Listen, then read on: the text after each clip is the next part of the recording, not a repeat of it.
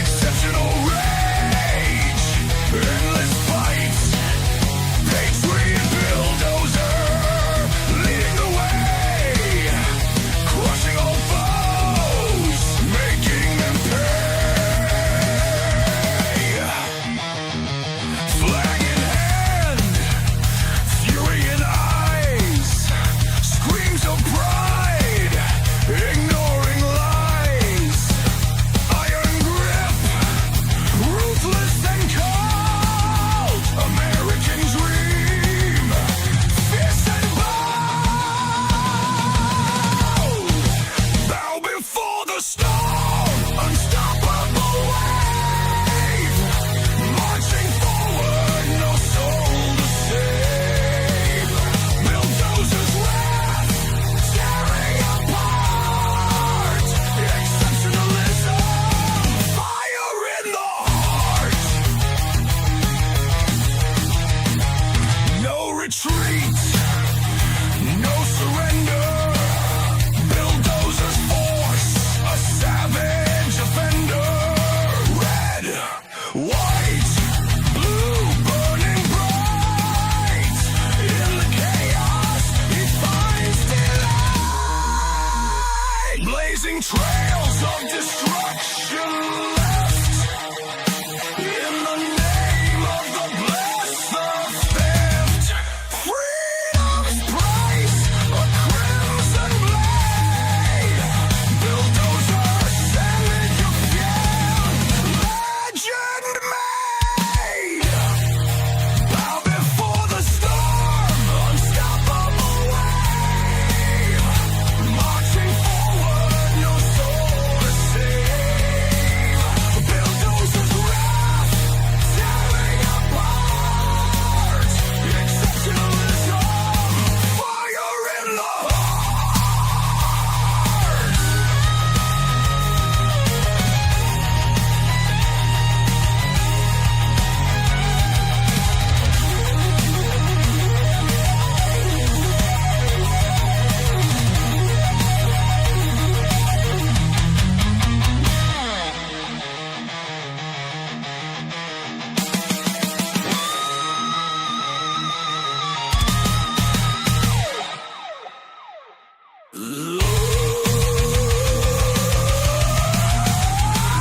Blazing trails of destruction left.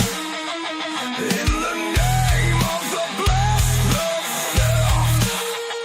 Freedom's price, a crimson blade. Bulldozer, savage of fate, legend made. Bow before the storm, unstoppable wave. Marching forward, no soul to save. Bulldozer's wrath, tearing apart. Exceptionalism, fire in the heart.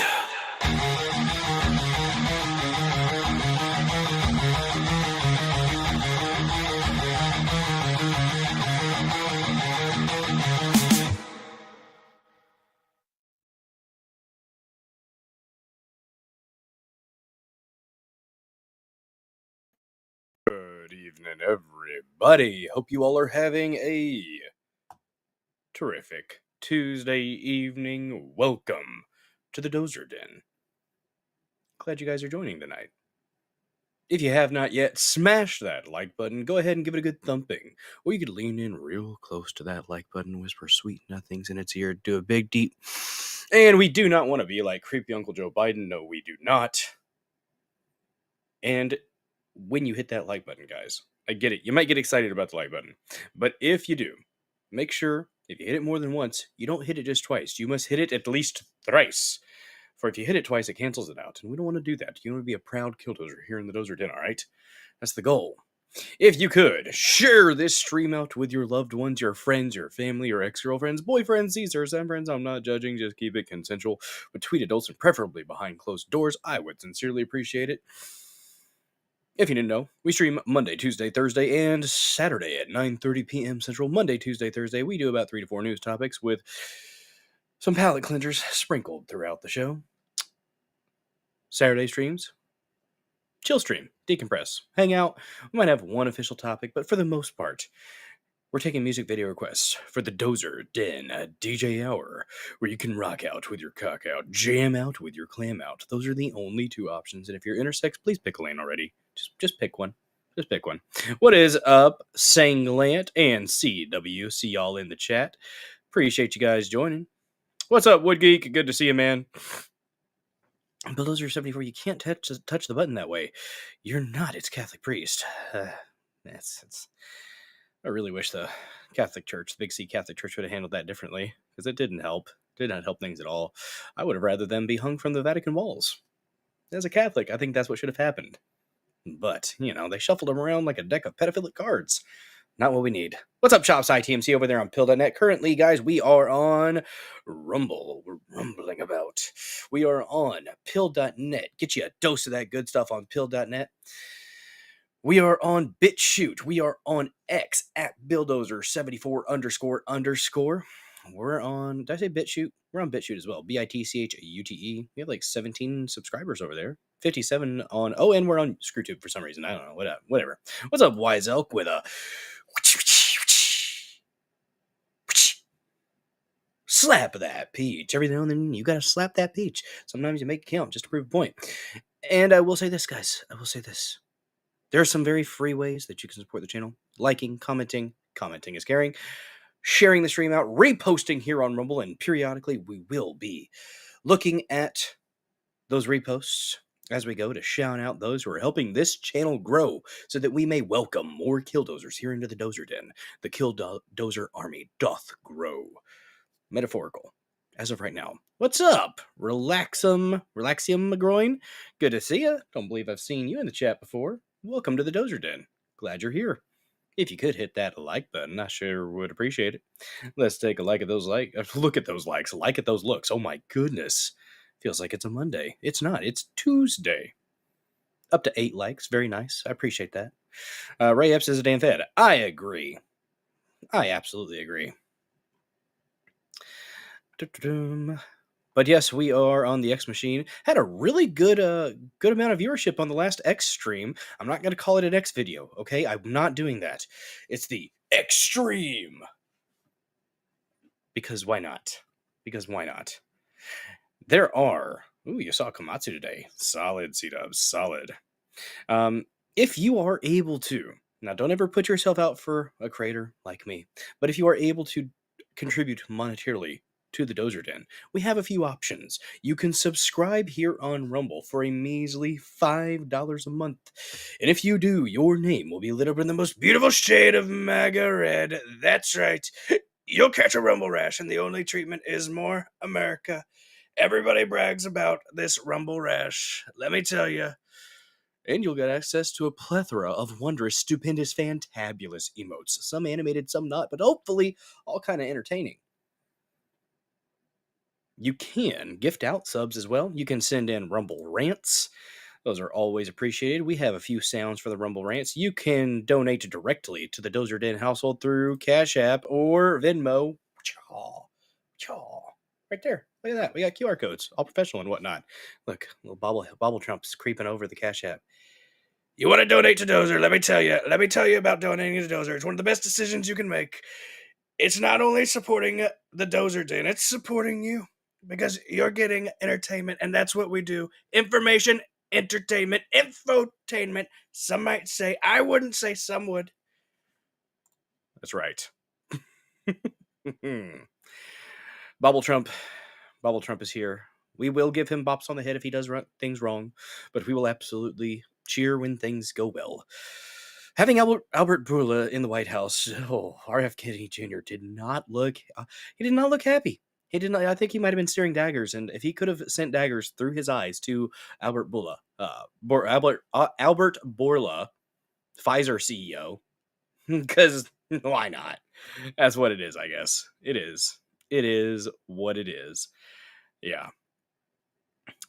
But yeah, that's a bad Trump. Bad. Stop that shit, please. For the love of God, please stop.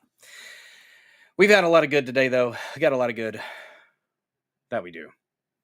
But if you haven't followed the channel yet, go ahead and smash the follow button. We are almost at 1,100 followers here on the user profile here on Rumble. If you factor in the Dozer Den channel, which I should start streaming, I'll just start alternating back and forth. That's what I'll do. If you can follow the Dozer Den channel as well, we're at like 1128, something like that. So that's pretty cool. And the numbers are nice, but I want to make sure I'm putting out quality content for you amazing killdozers here in the Dozer Den. So you want to come back and that you want to tell your friends about it. That's right. You can share the word. You sure can. We do have some topics to get to tonight. It's going to be a little bit shorter show tonight. I have some very important things going on tomorrow, so I need my rest, and I'm going to do the responsible adult thing and go to bed before midnight. That's the goal. That's the goal. So we're probably going to be going to about 11:30, something like that. But yes. Channels can block certain words, so if it was somewhere else, they probably had it blocked. Oh, okay. So wait, does the browser not block, but the Rumble app does? Interesting. Browser chat is legit. Interesting. Yeah, if we go past 11 o'clock tonight, it will bleed into next month's metrics for being in the Rumble Creator Program, which I am in. And if you haven't gotten premium yet, check out that Get Premium button down there. It's a cool little thing you can do to help this channel grow. Helps me out for some reason. Not sure how. Monetarily, I suppose, through being in the creator program. But the cool thing about the premium subscription, you get access to all the premium content of everybody who puts premium content here on Rumble. And yes, I do see that. I see that, Wise Oak. It worked. It shows, that one shows up. There's other ones that won't. Please don't get too crazy with that. And I do have my live chat on the screen. And yeah. You do that in third rail FIs. There was much testing going on in third rail FIs live chat. In the past, we broke it once. It was interesting. But yes. Good God. Let's see. But we do have some topics that we're going to get into tonight. First topic of the evening, we're going to do a watch and analysis or watch and react to Hegseth's address to the generals. And he fat shamed the fuck out of them. And as a fat, I support this wholeheartedly. Because if you are serving in our armed services and you are a general, you should be an example. Lead by example. Just because you're not in active duty, you should still be meeting the criteria. You should still be PT'd.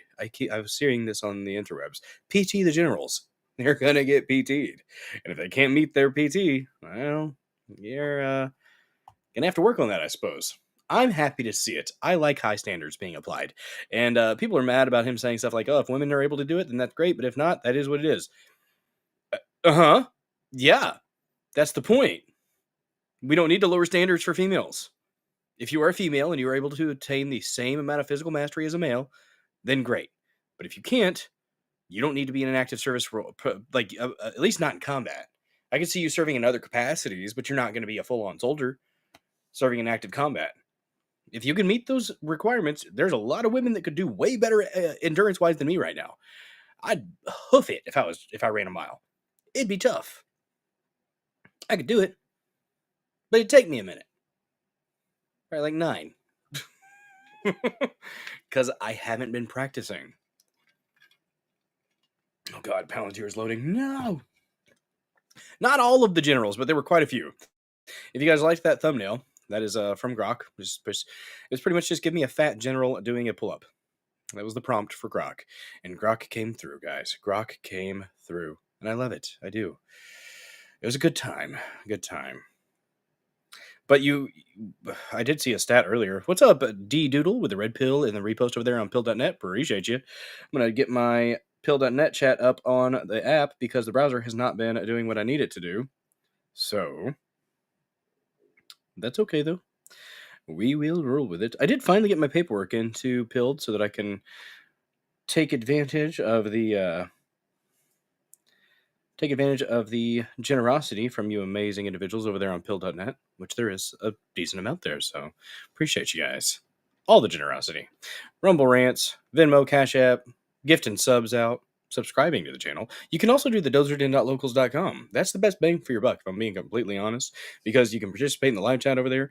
You can post with comments in the comment section. You can post things that you find interesting in that community as well. So, and you'll get all the benefits of a Rumble subscription. So there's that.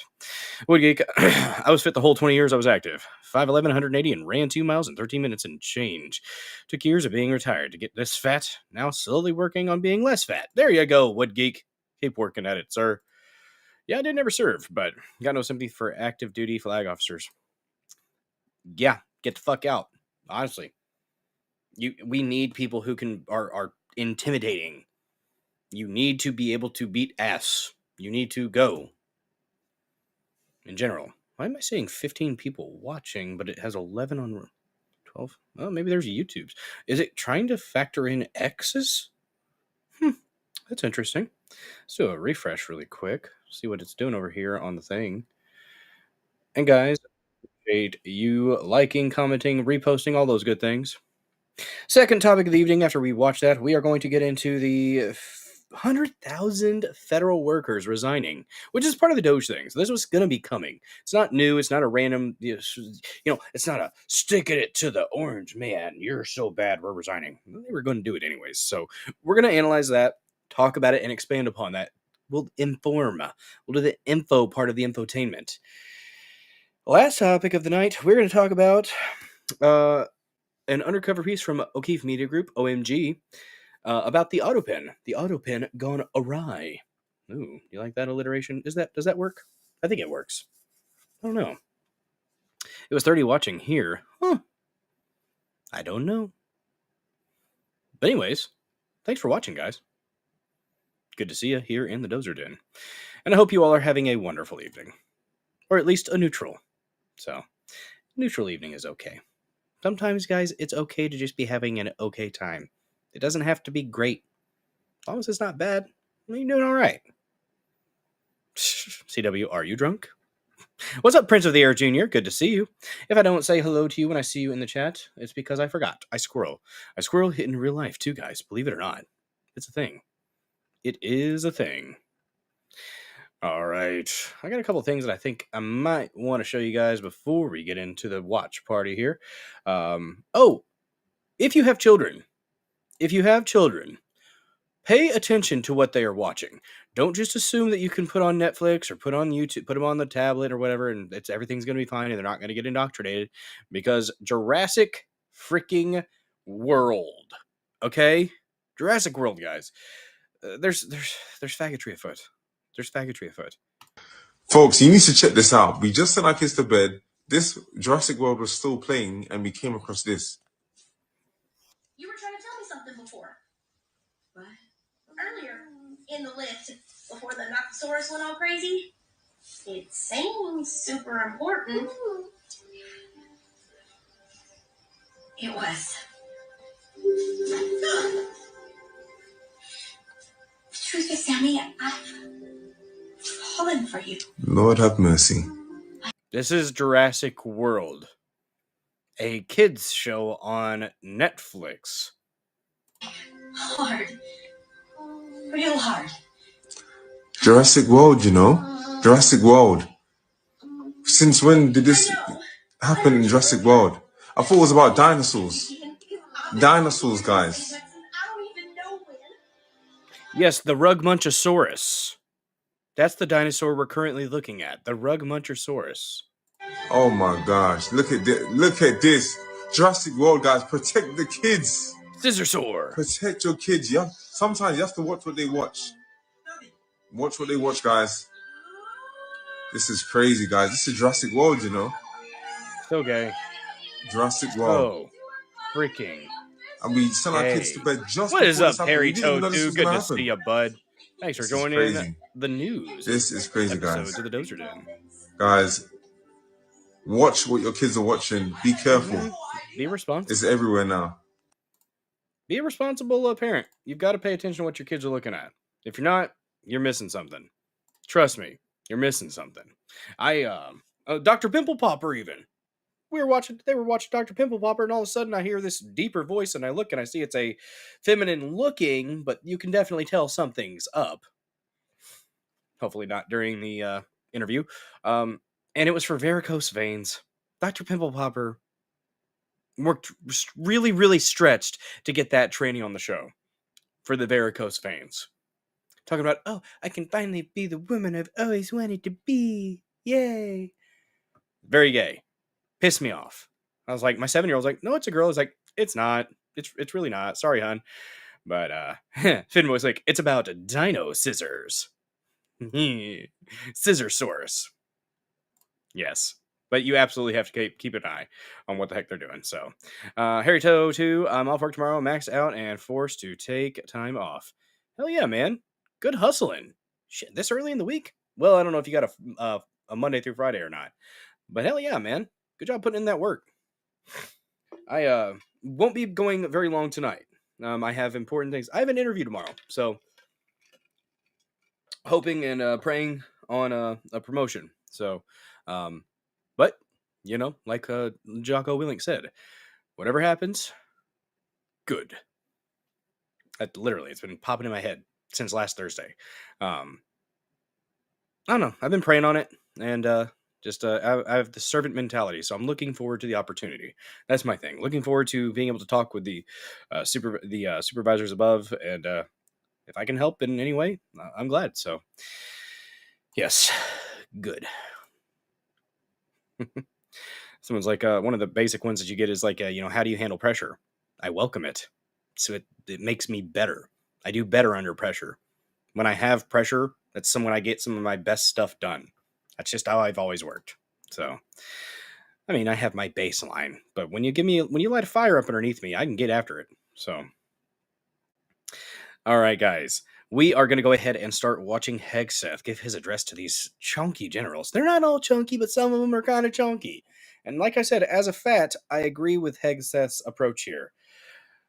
Good luck on the interview tonight. Last time they asked me what title I want next, I answered with retiree. There you go, man. There you go. It's actually a supervisory position that I'm looking to tackle, and really love the team that I'm with, and I really, really hope that I'm able to get there. So, what you got there, Harry Toe 2? With a $5 Rumble rant, guys. If you didn't know, we have Hat Goal, not just on Saturdays during the Dozer Den DJ hour, where you can rock out with your cock out or jam out with your clam out. Those are the only two options. If you're intersex, you got to pick a fucking lane. But what was I gonna say? Good lord, we can have Hat Goal on any night, and I have many fancy hats off to the side. That puts us $45 away from the hat. 4-man bulldozer, something like that. If I can help guide and inspire a team, I will absolutely be happy to do so. Let me check what Hegseth. Excuse me, Good lord, I was looking at Hegseth. That's what I read. Bum. Let me look at the link that Harry Toe put out there. Yes. Let's watch it again. Because it's so good. I was listening to it earlier today. It's good stuff, guys. Good stuff. Thank you so much for that $5 Rumble rant on a Tuesday. Mr. Harry Toe 2. If I can get this to scroll down, we're going to get a sound for you. What are we going to do? Bam. Making the kids happy on Tuesday. Thank you for that. Appreciate the support in whatever way you're able to give support, reposting, liking, sharing, all the things. Finn Boy Slick, management job suck though, barely worth the extra. Not with this one. This one I think it would be worth it. It's a damn good team. It's a damn good team, and we're doing something good. So I would agree with you in other aspects. The last one I had, last one, Finboy Slick, it was bad. I had over 100 hours of overtime within like a few months, and yeah, I didn't get to spend time with my family, and it sucked. And that's not what I was about. So I for 35,000, that was a stupid move. It wasn't worth it at all. Yeah, stream from my office making manager money. I don't think they'd like that. They might have a problem with that, guys. There you go, Finboy. There you go. Yeah, I'm just really looking for. Oh my goodness gracious! Just Jim gifted the shades $4 over there on pill.net. Just Jim, thank you so much. Let me open up my pill.net chat because it will not show me the stickers and stuff right now. So, oh, come on. Load, damn you. There we go. Good deal. Appreciate you, Just Jim. Very, very much appreciated. What do we got, Sam? We got $4. A four banger? If it's just the shades. What sound would I want to use for that? Give me a second here. Let's see. We could do... I feel like this one's the right one for the shades. Jews are in space, we're zooming along, protecting the Hebrew race. Thanks, Just Jim. Appreciate you, bud. Guys, man, look at that. Already up to $9 tonight. Could we reach hat goal on a Tuesday? Could it happen? Could it happen? I don't know. But let's do this one. Choose lasers. Laser Jews. Pew. Let's listen to this one just because it's good motivation. Oh, it's good motivation. I use pressure as a motivator. And this is kind of that same mentality.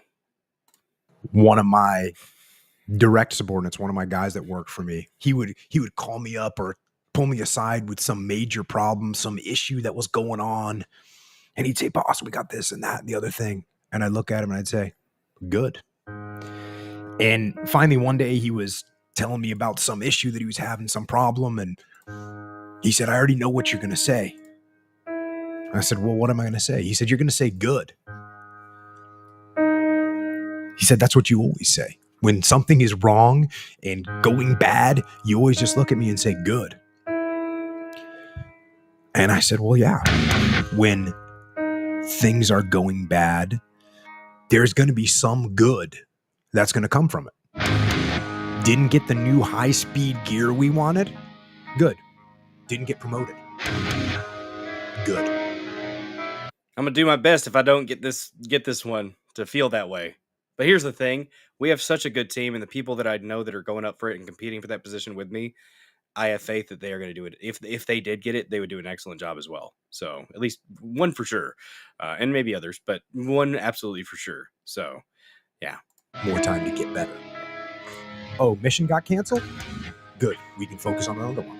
Didn't get funded. Didn't get the job you wanted. Got injured. Sprained my ankle. Got tapped out? Good. Got beat? Good. Good. You learned. Unexpected problems? Good. We have the opportunity to figure out a solution. That's it. When things are going bad, don't get all bummed out. Don't get startled. Don't get frustrated. Now, CW, I work with the developmentally disabled, and that's as much detail as I'll go into. What's up, Mr. Scott If you Awesome? can say the word good, guess what? It means you're still alive.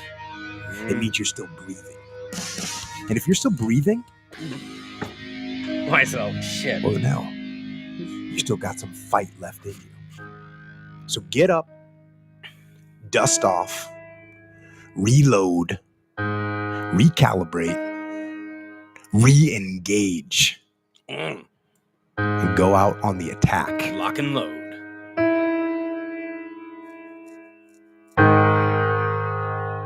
Oh. That's Jocko. Jocko's military. Or was military. I don't think he's still in. I'm pretty sure he's out. But yeah, Jocko Willink was a Marine, wasn't he? Wasn't he a Marine? But pay for play. Yeah. Not Wise Elk, you're fine. You're fine, man. Good to see you, Mr. Scott Awesome. Guys, if you haven't yet hit that like button, let's take a look at those likes. We're up to 15 likes. Very, very nice. And the numbers are climbing. Very nice. I mean, Navy SEAL. Thank you, Harry Toe. Appreciate you. Very nice. But I mean, not really. I mean, just helping people kind of get what they need type of thing. So, but anyways, Let's go ahead and get into it, guys. Let's get into this amazing. I've heard good things. I've seen clips of it, haven't seen the whole thing. So I felt like, hey, let's do a little bit of a watch party on Hegseth, fat shaming the hell out of these generals because they need it. Darn it. They need to be told. They need to be told, hey, you need to be holding yourself to the same standards that you're holding your troops to. And I did see a stat, I don't know if it's accurate, that 70% of our troops might be considered technically obese. And if it's by the BMI, well, you could have just individuals who are athletically stout, stacked sons of guns. They're going to be beefy, and they might be a little bit shorter and be heavier. But if they're chunky, like just fat, why do we have this going on with soldiers? I want our soldiers to be vicious war machines. That's what we need. You need to be ready. Now, you could argue about what capacity you're serving and if you really need to be that. No, actually, I want you to be physically fit. So if you're serving the country, you're a line of defense. Even if you're a cook, you need to be ready. God, I love that little chest. Wood Geek, thank you for the red pill in the repost. Appreciate you. See Dubs. Hey, keyboard makes people very bold. That's all right. So he was a Navy SEAL. Yep, that's what we figured out. Thanks, chat. Chat is king. Let's go ahead and get into this. Galactic Storm is the one that posted this this speech to Quantico. Strength Service America. I like it. I like it a lot. He started as a Navy radio man. There you go. There you go. Let's start watching. Warsec. I love it. Department of War. I'm going to follow Galactic Storm because they were one of the places that I was able to find it on Rumble. I didn't want to go to YouTube to watch it. So to those that are watching on YouTube, though, hi there. You should come over to Rumble where the water is warm and on field.net. We do have a good time over here. So, but I figure that there are people that might watch on YouTube. So for those few individuals who may watch, do a little bit of outreach. That's kind of what I'm doing. Might not be every stream, especially not Saturdays, because we do music. So it is so good. This is just this isn't Hegseth. This is the guy gonna be introducing Hegseth. He's getting them warmed up for Hegseth. So let's take a listen. Generals, admirals, senior leaders, good morning. Wow. What a group here today. I will tell you that our enemies are terrified right now that we are all in the same room, and that is a true statement. Welcome, everyone, to Marine Corps Base Quantico and the first ever Key Leaders All Call. To the Commandant and all of the Marines that have made this event possible, thank you. This was no small feat to put this event together in short order. And I'm glad there's pull-up bars just outside. The SEALs in the corner out there are very happy about that. I regret to inform you there will not be a PT test after this event because I know you all would crush it. Last night, I had the privilege of joining the Secretary and the Joint Chiefs in honoring 50 Gold Star families at the White House as the President, the First Lady, and our nation honored their loved ones' service and sacrifices. Teammates, it was a quiet and deeply meaningful event that reminded all of us that were lucky enough to be there of the serious and unforgiving nature of the business that we are in. Fighting and winning. Holy freaking crap. Cheddar Steve, dude. You just single-handedly with a purple boy. Oh my God. Turn in the chat really quick. Turn in the chat a beautiful, beautiful shade of lovely, lovely purple with a $50 Rumble rent. My God. You absolute mad lad, you. Thank you. Thank you so much for that. Cheddar Steve, what hat would you like me to put on? Because that means we reached hat goal on a Tuesday night. We've got a faux tricorn hat with a feather in it. And when you put a feather in your cap, you call it macaroni. That's what Yankee Doodle says, right? That is actually a turkey feather from the old farm where I go hunting, my stepdad's old place, and decided that it had been in my car long enough, and I figured I'd put it in the hat. There's that, or we can do the Hatter hat. Fancy. It's got a buckle. It's green. And I happen to be short, so if you want to call it a leprechaun hat instead of a hatter hat, top of the morning to ye. Hi. It's delightful. Man, amazing. Amazing. That makes me want to do my favorite little clip. Cheddar Steve. We got the actual Jews in Space clip from Mel Brooks. Enjoy. Cheddar Steve did this. Good job, man. C. Jews in space.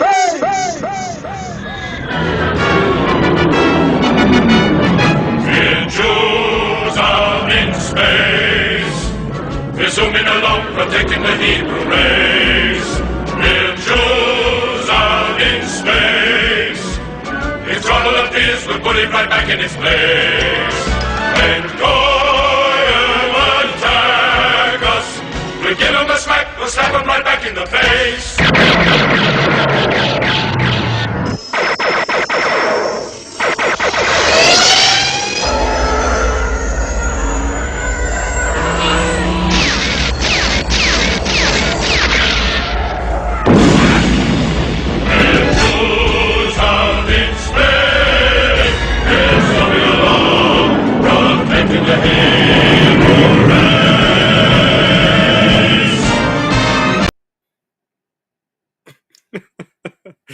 Yes, and CW gifting a sub here on Rumble. Absolutely fan-freaking-tastic. And then becoming a monthly supporter. CW. Round of applause. Wait. Round of applause for you, good sir. Thank you so much for that. I don't think that'll stay on my head. It's very round. I could try. I'll give it a shot. I'll give it the college try, but it's probably not going to work. I do have a Burger King hat, though. I do have a Burger King hat. If that's something that you'd like to see atop my head. Give me a moment. We'll try. It'll fit. It doesn't have a hole. We'll give it a shot, Cheddar Steve. Let's see. It's one of the Squishmallows, but it's not. It's a unicorn. Look at this. I have children. Let's give it a shot. We'll give it a college try here. Let's see. It's a unicorn. Huh? It's not gonna work. It's gonna fall off. I'm not letting it fall off. Oh, wait. This is glorious. I look like a sultan. Very gay sultan. What is he doing? This is not working. It's gonna fall. Yep, it's done. All right. I gave it a shot, Cheddar Steve. I tried. No, Dr. Pyrostine. Cheddar Steve sent a $50 Rumble rant in. So I figured since he helped us reach hat goal single-handedly. So I figured I'd give him a shot to pick the hat that we wear. So we have other options. We have the Burger King crown, excuse me. We have Yankee Doodle, all right? Or macaroni, excuse me. A faux tricorn hat that Lady Dozer fashioned. Or we have this hat here. Or, here's what we could do. I have some. Check this out. You might like this, Cheddar Steve. Headphones that are cat ears. All right, and it lights up. Got a little switch, little pink light up. Pick your gay hat. Pick the gay hat. I think if he's talking about the gay hat, he's probably talking about this one here with the buckle. What do you think of that? Huh? Full showing those things. I got you. I will make that happen. I forgot about that. That's right over here. I actually haven't worn these in like 2 months.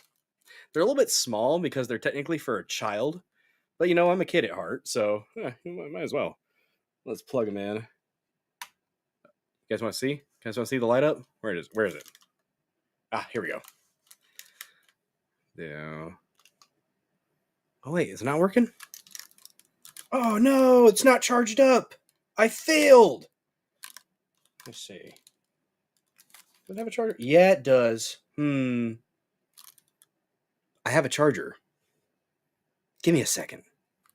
We're gonna make this work. We're going to make it work.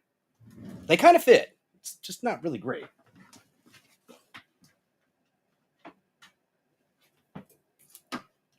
We're going to watch Hegseth talk about the military stuff really quick after this.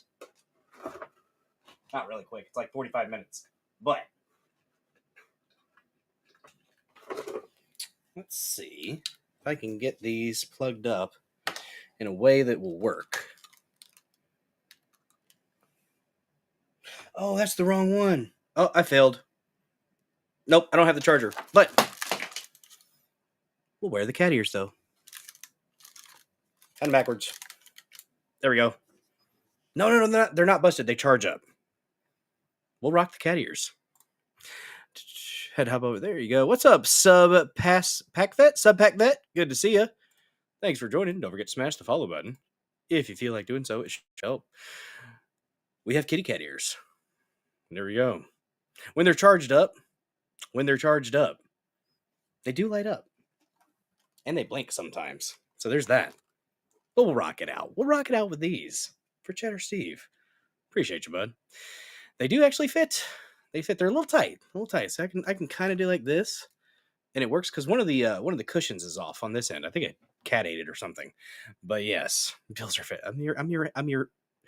You know what? Like Jocko said, the cat ears weren't charged. Good. Hope you guys are having fun. Oh God, you like the furry bill? Oh yes, we will absolutely do this. This works. This is an option, guys. If you didn't know, now you know. All right, let's get back into it. Thank you so much for the support, guys, and to CW for the sub and for being a subscriber here on the Rumbles. Absolutely Chadley move. Appreciate you guys. Let's get into it. Our nation's wars. Leaders, we are living in dynamic I know, and cannibalism. potentially dangerous Crazy, right? times. Global risk is on the rise. Our adversaries are no longer aligning. They are aligned. And we must align with equal Hardcore. resolve and unity. Even as we strive for What's up, Lore Blades? and seek peace, we must be prepared for war. Lore Blades, Hegseth's speech today made me want to kiss him smack dab on the mouth. That buttered my biscuit. Well, heck yeah. Good to see you, Lore Blades. If you guys haven't smashed the like button, More go ahead and do so. than ever, it is vital that we hear from our civilian leaders, understand where they're taking the department and the joint force.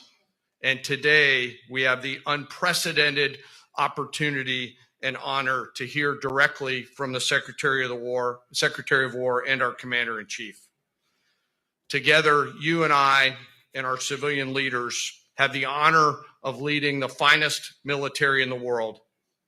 And we must seize every opportunity every day to prepare our joint force for the future. I am deeply humbled to serve with each and every one of you. And now it is my distinct honor to introduce our nation's Secretary of War, the Honorable Pete Hegseth.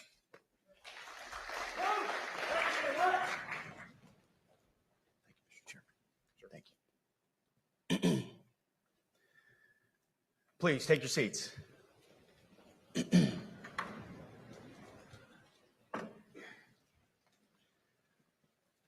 Well, Mr. Chairman, the Joint Chiefs, Generals, Admirals, Commanders, Officers, Senior Enlisted, NCOs, Enlisted, and every member of our American military, good morning. Good morning and welcome to the War Department, because the era of the Department of Defense is over. You see, the motto of my first platoon was, "Those who long for peace must prepare for war." This is, of course, not a new idea. This crowd knows that. The origin dates to the 4th century Rome and has been repeated ever since, including by our first Commander-in-Chief, George Washington, the first leader of the War Department. It captures a simple yet profound truth. To ensure peace, we must prepare for war. From this moment forward, the only mission of the newly restored Department of War is this: war fighting, preparing for war and preparing to win, unrelenting and uncompromising in that pursuit.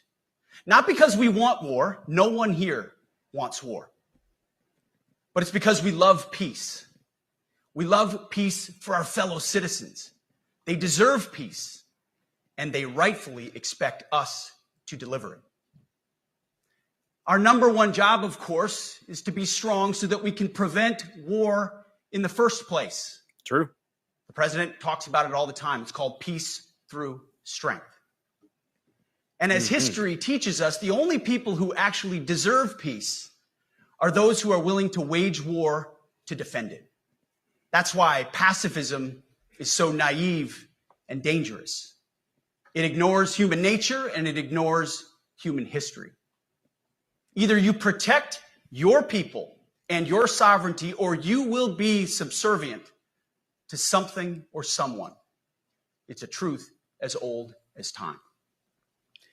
And since waging war is so costly in blood and treasure, we owe our republic a military that will win any war we choose, or any war that is thrust upon us. Should our enemies choose foolishly to challenge us, they will be crushed by the violence, precision, and ferocity of the War Department. In other words, to our enemies, F-A-F-O. If necessary, our troops can translate that for you. Another way to put it is peace through strength, brought to you by the warrior ethos. And we are restoring both. As President Trump has said, and he's right, we have the strongest, most powerful, most lethal, and most prepared military on the planet. That is true, Steve. full stop. Nobody can touch us. It's not even close. This is true largely because of the historic investments that he made in his first term, and we will continue in this term. But it's also true because of the leaders in this room and the incredible troops that you all lead. But the world, and as the chairman mentioned, our enemies get a vote. You feel it, I feel it. This is a moment of urgency, mounting urgency. Enemies gather, threats grow. There is no time for games. We must be prepared. If we're going to prevent and avoid war, we must prepare now. We are the strength part of peace through strength. And either we're ready to win or we are not. You see, this urgent moment, of course, requires more troops, more munitions, more drones, more Patriots, more submarines, more B-21 bombers. It requires more innovation, more AI in everything and ahead of the curve, more cyber effects, more counter UAS, more space, more speed. America is the strongest, but we need to get stronger and quickly. The time is now, and the cause is urgent. The moment requires restoring and refocusing our defense industrial base, our shipbuilding industry, and onshoring all critical components. It requires, as President Trump has done, getting our allies and partners to step up and share the burden. America cannot do everything. The free world requires allies with real hard power, real military leadership, and real military capabilities. The War Department is tackling and prioritizing all of these things. And I'll be giving a speech next month that'll showcase the speed, innovation, and generational. I'm not hearing him say he wants to start a war right now. So I'm hearing that he's going to be stout and strong, that the military is going to be strong and ready in case somebody wants to try to test us. I'm absolutely fine with that. Now, if he said we're going to go and we're going to seek out war, like we're going to initiate it, no. But if you fuck with us, we will slap you down. Absolutely okay with that. Acquisition. That's what I'm hearing. We are undertaking. We'll see. We'll see. Likewise, the nature of the threats we face in our hemisphere. But yeah, sometimes you have to go to war in defense of a nation. If it's war in defense, I'm fine with that. And in deterring China. What's up, Beyond is another speech for another day. Really quick, Beyond Formal has raided the stream here over on Rumble. Absolutely freaking fantastic. We reached hat goal today, guys. We reached hat goal really quick. If you didn't know, to the Raiders, hi there. Welcome to the Dozer Den. I'm Bill Dozer. If you haven't yet smashed the follow button, go ahead and give it a good smashing. You can like the stream. You can repost. What's up, Angry Conservative 1981? Good to see you. Channel 2 Action News. Good to see you. We reached hat goal tonight, and I forgot about the kitty cat headphones. But Cheddar Steve, the absolute mad lad, came in and got us to hat goal like a Chad in the chat. When we hit $50 worth of donations here in the Dozer Den, we have hat goal. And I forgot this was an option. But we could have this. We could have a fancy tricorn hat with a feather. That's right. That's right. That's a turkey feather. I found it on the farm about a couple years ago. It's been sitting in my car. And if you put a feather in your cap, you got to call it macaroni, right? There's that hat. There's this hat here. It's a Hatter hat. Fancy. And we also have the Burger King hat. But I will not put on the red bandana and say the word. No, no, no. I have a life outside of the internet, guys. Just a little bit. But thank you so much for the raid. So much for the raid. Wise Elk, with respect to, I know the rhetoric. I mean, I understand the concern, Wise Elk. I understand. I don't see that yet, but we'll see, I suppose. I hope it doesn't head to starting things. I'm fine with ending things. But what's up, 95 Sporty? Guys, seriously, appreciate the heck out of each and every one of you being here. Thank you so much for watching this episode of the Dozer Den. And I hope that I am able to earn your viewership. Yes, I do like that the numbers are going up. We're at almost 1,100 followers here on the user profile, BillDozer74. Factoring in the Dozer Den channel, we are a little over 1,100, but it'd be nice if we could get the user profile there as well. And I want to make sure I'm putting out content that you guys actually want to come back for. And if you could spread the word of the Dozer Den so that we may welcome more killdozers, I would sincerely appreciate that. If you didn't know, I stream Monday, Tuesday, Thursday, and Saturday at 9:30 p.m. Central. Monday, Tuesday, Thursday, we do news-focused stuff. 3 to 4 news topics with palate cleansers sprinkled throughout the show. And Saturdays, it's a chill stream, a decompress. We take music video requests for the Dozer Den DJ Hour, where you can rock out with your cock out, jam out with your clam out. And those are the only two options. If you're intersex, just pick a fucking lane, okay? Just pick a lane. We're on Rumble. We're on Pill.net. Get you a dose of that good stuff on Pill.net. We're on the dozerden.locals.com for the first 30 minutes because it won't let me stream longer than that until I get more subscribers over there. So we are on X. We're X streaming, guys. Let me pull up the banner at BillDozer74__. We're a little over 4,000 followers over there on the X machine. Not really sure why, but I get in fights with cultists and commies over there.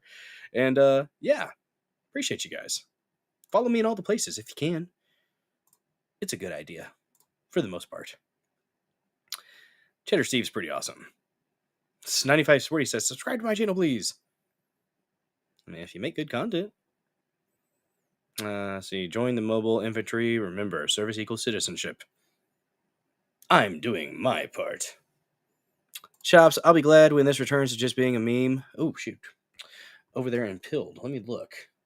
I can't see it on the... Oh, God. The Rambo. Yes. That'll be nice, Chops. I want to see less of that. Less of the Rambo in a dress in the military. Yeah, we don't need that. He said, please, 95 Sport, he said. It's fun when I'm in the communist... I ruin a communist state. That's right. That's right. Let's get back to the Secretary of War talking about stuff and things and stuff.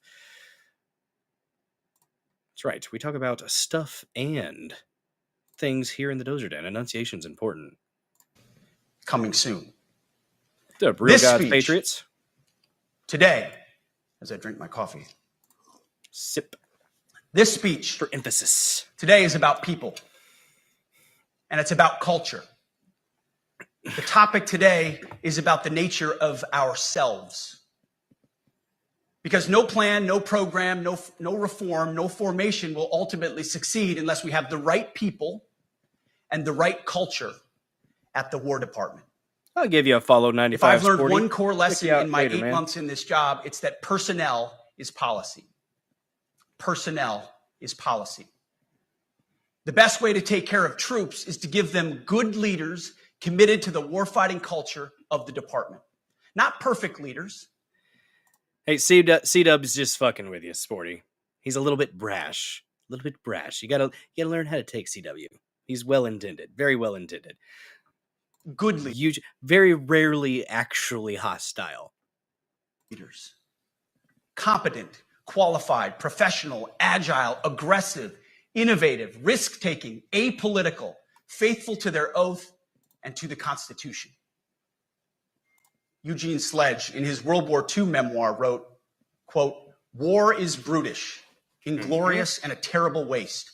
Yep. Combat leaves an indelible mark on those who are forced to endure it. The only redeeming factors are my comrades' incredible bravery and their devotion to each other.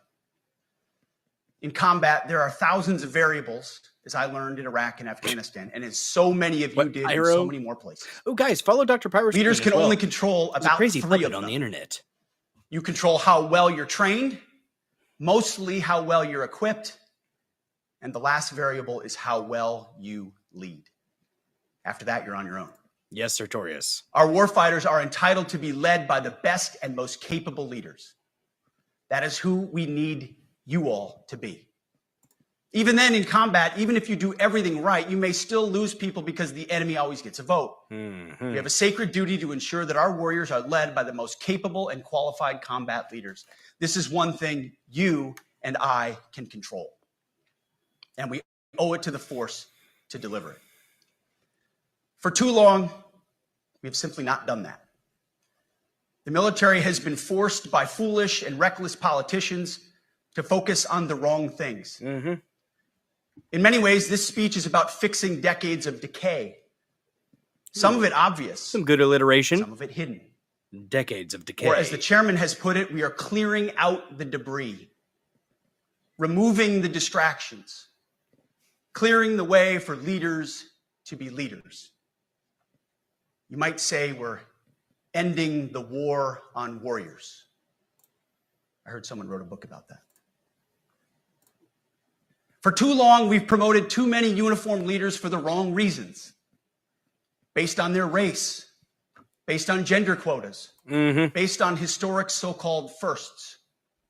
We've pretended that combat arms and non-combat arms are the same thing. We've weeded out so-called toxic leaders under the guise of double-blind psychology assessments, promoting risk-averse, go-along-to-get-along conformists instead. You name it, the department did it. Foolish and reckless political leaders set the wrong compass heading, and we lost our way. I concur. We became the woke department, but not anymore. Right now, I'm looking out at a sea of Americans who made a choice when they were young men and young women to do something most Americans will not. Real quick, Shopside TMC. No, the stickers aren't showing up in the pop-out chat from Pilled, the extension that I have for Pilled, and in the Pilled browser. It doesn't show. I'm not able to even click the little pill button to do my own stickers. I have to pull it up on the app on my phone. So it's not on Rumble. It's on. Maybe it's because I'm in Microsoft Edge with Pilled. Maybe that's because that's the reason. I don't know. But yeah, it's not on. It's not in Rumble Studio. It's I'm in Canvas, by the way, so I don't have any of the fancy extensions that you would have if you were doing direct RTMP through OBS or something like that. Maybe one day I'll make that move, but I kind of am stubborn, so. To serve something greater than yourself, to fight for God and country, for freedom and the Constitution. You made a choice to serve when others did not, and I commend you. You are truly the best of America. But this does not mean, and this goes for all of us, that our path to this auditorium on this day was a straight line, or that the conditions of the formations we lead are where we want them to be. I pray not, man. I pray you love not your country. that we won't be back in the sandbox. sandbox. We love this uniform, which is why we must do better. We just have to be honest. We have to say with our mouths what we see with our eyes, to just tell it like it is in plain English, to point out the obvious things right in front of us. That's what leaders must do. We cannot go another day without directly addressing the plank in our own eye. Ooh, biblical. without addressing the problems in our own commands and in our own formations. This administration has done a great deal from day one to remove the social justice, politically correct, and toxic ideological garbage that had infected our department, to rip out the politics. No more identity months, DEI offices, dudes in dresses. No more climate change worship. No more division, distraction, or gender delusions. No more debris. As I've said before, and will say again, we are done with that shit. Yes. I've made it my mission to uproot. John, I love that. I just love that. I'm a fan of that mentality, that approach. The obvious distractions that made us less capable and less lethal. That said, the War Department requires the next step. Underneath the woke garbage is a deeper problem, and a more important problem that we are fixing and fixing fast. Common sense is back at the White House, so making the necessary changes is actually pretty straightforward. President Trump expects it. And the litmus test for these changes is pretty simple. Would I want my eldest son, who is 15 years old, eventually joining the types of formations that we are currently wielding? What's up, Tantalum? If in any way the answer to that is no, or even yes, but, then we're doing something wrong. New Harry Toe coming in with a $5 Rumble rant. Thank you so much for that donation, you absolute Chad, you Harry Toe too. It's yellow, but it's close enough to gold that I think we can do this. I love gold. Yes, indeed. I'll take a look at that link there, and we're going to continue watching this. We'll probably take a look after this, or if it's absolutely 100% relevant at this moment, we might watch it now. I'll tell you here in a second. We are in the future, yes. Because my son is no more important than any other American citizen who dons the cloth. These are the cat ear headphones. If I had them charged up, they would be lit up right now in a lovely, lovely shade of pink. Cheddar Steve came in and got us to hat goal with a $50 Rumble rant. And I forgot about these, okay? So I figured, hey, you know what? Feeling frisky. Let's get the cat ears. I presented it as an option. Cheddar Steve is the one that got us to hat goal on a Tuesday. So it's what he decided, and we went with it. It's been an amazing night of support thus far. You guys are absolutely awesome. Thank you. Yeah, I should have done Brave for the extension that I got on my desktop for Pilled there, Chops. Maybe that's the issue. It's Edge maybe is the problem. Stop edging, damn it. Of our nation. He is no more important than your son. All precious souls made in the image and likeness of God. Every parent deserves to know that their son or their daughter that joins our ranks is entering exactly the kind of unit that the Secretary of War would want his son to join. Think of it as the golden rule test. Jesus said, do unto others that which you would have done unto yourself. It's the ultimate simplifying test of truth. Well, we'll take a look at that here in the a second. new War Department golden rule, Starship 10th flight test. Do Nice. unto your unit as you would have done unto your own child's unit. Would you want him serving with fat or unfit or undertrained troops? Or alongside people who can't meet basic standards? Or in a unit where standards were lowered so certain types of troops could make it in? In a unit where leaders were promoted for reasons other than merit, performance, and warfighting? The answer is not just no, it's hell no. This means at the War Department, first and foremost, we must restore a ruthless, dispassionate, and common sense application of standards. I don't want my son serving alongside troops who are out of shape, or in combat unit with females who can't meet the same combat arms physical standards as men, or troops who are not fully proficient on their assigned weapons, platform, or task, or under a leader who was the first, but not the best. Standards must be uniform, gender neutral, and high.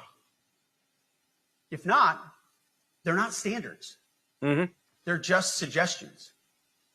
Suggestions that get our sons and daughters killed. When it comes to combat arms units, and there are many different stripes across our joint force, the era of politically correct, overly sensitive, don't hurt anyone's feelings leadership ends right now. At every level, either you can meet the standard, either you can do the job, either you are disciplined, fit, and trained, or you are out. And that's why today, at my direction, and this is the first of 10 Department of War directives that are arriving at your commands as we speak and in your inbox. Today, at my direction, each service will ensure that every requirement for every combat MOS, for every designated combat Birds arms are literally position, shaking right returns now. to the highest male standard only. Because this job is life or death. Standards must be met. And not just met, at every level, we should seek to exceed the standard, to push the envelope, to compete. It's common sense and core to who we are and what we do. It should be in our DNA. Today, at my direction, we are also adding a combat field test for combat arms units that must be executable in any environment at any time and with combat equipment. These tests, they'll look familiar. They'll resemble the Army Expert Physical Fitness Assessment or the Marine Corps Combat Fitness Test. I'm also directing that warfighters in combat jobs execute their service fitness test at a gender-neutral, age-normed male standard scored above 70%. Good. It all starts with physical fitness and appearance. If the Secretary of War can do regular, hard PT, so can every member of our joint force. Frankly, it's tiring to look out at combat formations, or really any formation, and see fat troops. Likewise, it's completely unacceptable to see fat generals and admirals in the halls of the Pentagon. Yup. And as a fat, I agree. Leading commands around the country and the world. It's a bad look. But I'm not in the Army or the military, so. It is bad, and it's not who we are. So whether you're an airborne ranger or a chairborne ranger, a brand new private or a 4-star general, you need to meet the height and weight standards and pass your PT test. And as the chairman said, yes, there is no PT test. But today, at my direction, every member of the joint force at every rank is required to take a PT test twice a year. Nice. As well as meet height and weight requirements twice a year. Every year of service. Also today, at my direction, every warrior across our joint force is required to do PT every duty day. Should be common sense. I mean, most units do that already, but we're codifying it. And we're not talking like hot yoga and stretching. Real hard PT, Thanks for watching either as a unit and for or as an individual. Conversation. At every level, you, from the Joint Chiefs to everyone in this room to the youngest private, leaders set the standard. And so many of you do this already. Active, Guard, and Reserve. This also means grooming standards. No more beards, long hair, superficial individual expression. We're going to cut our hair, shave our beards, and adhere to standards. Yeah. Because it's like He's right. Beards, I say they should bring beards back, though. broken windows theory of policing. It's like when you let the small stuff go, the big stuff eventually goes. So you have to address the small stuff. This is on duty, in the field, and in the rear. If you want a beard, you can join Special Forces. There you go. If not, then shave. All right. We don't have a military full of It's a good incentive to join the Spec Ops. Yeah. Nordic pagans. But unfortunately, we have had leaders who either refuse to call BS and enforce standards, or leaders who felt like they were not allowed to enforce standards. I say I like my beard. Both are unacceptable. And that's why today, at my direction, the era of unprofessional appearance is over. No more beardos. Oh, come on. The era of rampant and ridiculous shaving profiles is done. Beardo? Isn't there a guy? Yeah, there's a guy on Geeks and Gamers they call Beardo. No more beardos.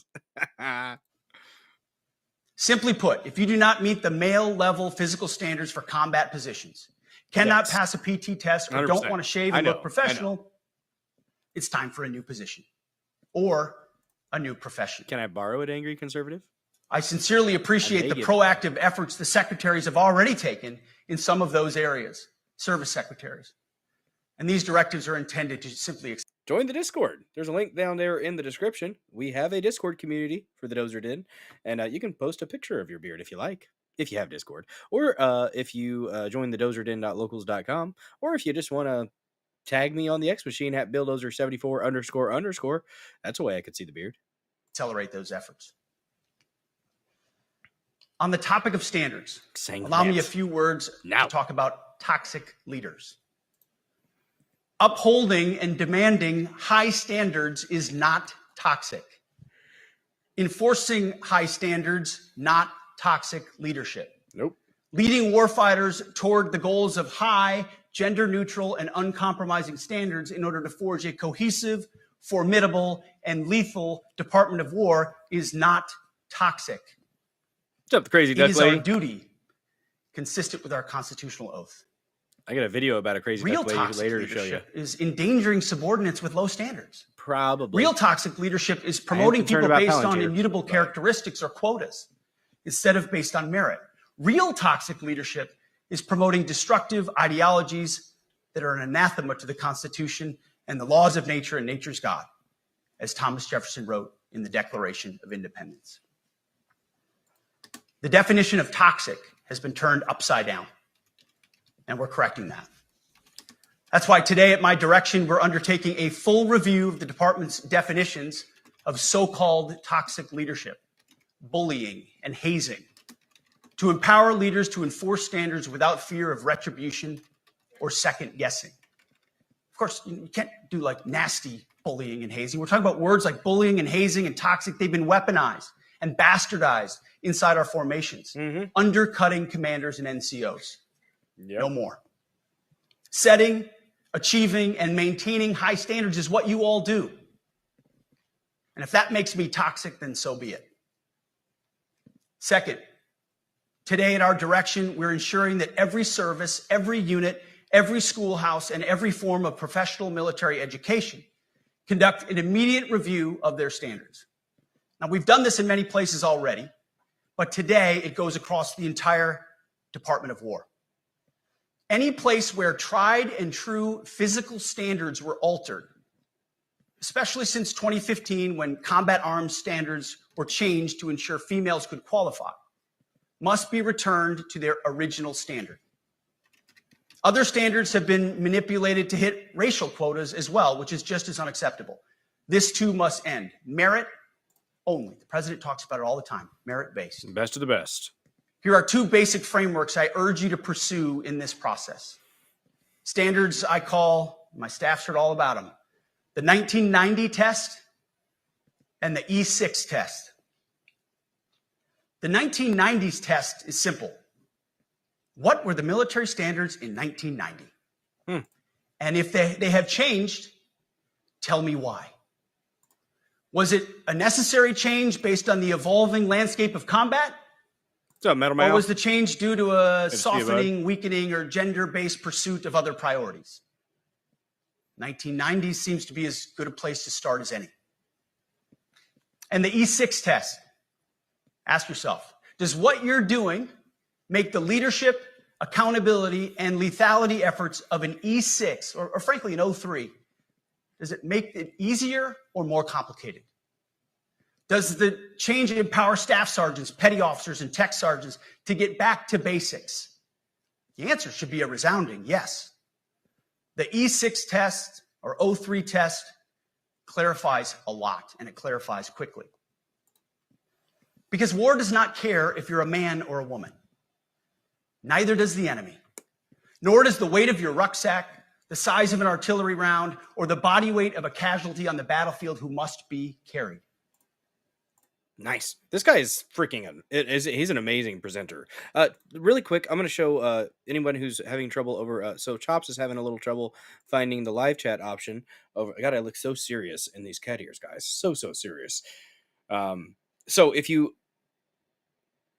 So you got to click if you're on your phone, or I guess on a browser, you got to click on the actual video window, and then you got to click on the title. So underneath where it has the words there, you got to click on that, and then live chat will appear, and you can click in the box. So we're doing a tutorial here on X live chat feature on the X stream. There you go. Hopefully that helps. If it's not showing up for you, I'm not sure what's going on, but I tried my best to help. I try to be a helpful individual sometimes. Thanks for the effort, though, Chops. I appreciate you with the engagement over there on the X machine. Back to War Secretary. Sorry about that, Petey. This, and I want to be very clear about this, this is not about preventing women from serving. We very much value the impact of female troops. Our female officers and NCOs are the absolute best in the world. But when it comes to any job that requires physical power to perform in combat, those physical standards must be high and gender neutral. If women can make it, excellent. If not, it is what it is. If that means no women qualify for some combat jobs, so be it. Yep, 100%. That is not the intent. But if it happens, it happens. You got to be able to meet the same standards. That's not unfair. That's just how it is. Could be the result. So be it. It will also mean that weak men won't qualify because we're not playing games. This is combat. This is life or death. As we all know, this is you versus an enemy hell-bent on killing you. To be an effective, lethal fighting force, you must trust that the warrior alongside you in battle is capable, truly physically capable of doing what is necessary under fire. Mm-hmm. You know, this is the only standard you would want for your kids and for your grandkids. What's up, Burntski on Pilled.net? Apply the War Department Golden Rule, the 1990 test, and the E6 test, and it's really hard to go wrong. Third, we are attacking and ending the walking on eggshells and zero defect command culture. A risk-averse culture means officers execute not to lose instead of to win. A risk-averse culture means NCOs are not empowered to enforce standards. Commanders and NCOs don't take necessary risks or make tough adjustments for fear of rocking the boat or making mistakes. A blemish-free record. So, Metal Mouth, what I am wearing on the head, these are cat ear headphones. I decided to include these as an option in Hat Goal tonight because we crushed Hat Goal so far. Absolute chads in the chat tonight. Cheddar Steve, and sorry if I didn't give you a proper credit earlier, Cheddar Steve. Cheddar Steve dropped a $50 Rumble rant earlier and got us right at Hat Goal. So I presented the options, and then I forgot these were sitting out on my desk, and I gave them as one of the options. And Cheddar Steve chose the cat ears, so that's what we're doing tonight. I just didn't have them charged, so they're not lighting up like they normally do. I haven't worn these in like a couple months. But I will charge them up for the next time. Maybe on Third Railify show on Friday, I might wear them with them lit up. Is what peacetime leaders covet the most, which is the worst of all incentives. We, as senior leaders, need to end the poisonous culture of risk aversion and empower our NCOs at all levels to enforce standards. Truth be told, for the most part, we don't need new standards. We just need to reestablish a culture where enforcing standards is possible. Yes. And that's why today at my direction, I'm issuing new policies that will overhaul the IG, EO, and MEO processes. I call it the No More Walking on Eggshells policy. We are liberating commanders and NCOs. We are liberating you. We are overhauling an inspector general process, the IG, that has been weaponized, putting complainers, ideologues, and poor performers in the driver's seat. We're doing the same with the equal opportunity and military equal opportunity policies, the EO and MEO at our department. Really quick, Crazy Duck Lady, been here since 1990, you assimilated, you learned English, you became an American. Fuck yeah. Awesome job, Crazy Duck Lady. That is what it's about, assimilating to the American dream. Hell yeah. Love to hear it. Glad you're here. No more frivolous complaints. No more anonymous complaints. No more repeat complainants. No more smearing reputations. No more endless waiting. No more legal limbo. No more sidetracking careers. No more walking on eggshells. Of course, being a racist has been illegal in our formation since 1948. Yep. The same goes for sexual harassment. Both are wrong and illegal. Those kinds of infractions will be ruthlessly enforced. It's like Sonny Hostin won't, on The View, decided to derp out and won't point that comment out. But telling someone to Oh, but he fired somebody who was black. Fucking and Sonny. Dumb. For somebody with the name Sonny, you sure aren't that fucking bright. shave or get a haircut or to get in shape or to fix their uniform or to show up on time or to work hard, that's exactly the kind of discrimination we want. We are not civilians. You are not civilians. You are set apart for a distinct purpose. So we as a department need to stop acting and thinking like civilians and get back to basics and put the power back in the hands of commanders and NCOs. Yeah. Commanders and NCOs who make life and death decisions. Commanders and NCOs who enforce standards and ensure readiness. Commanders and NCOs who in this War Department have to look in the mirror and they have to pass the golden rule test. My kids, your kids, America's sons and daughters.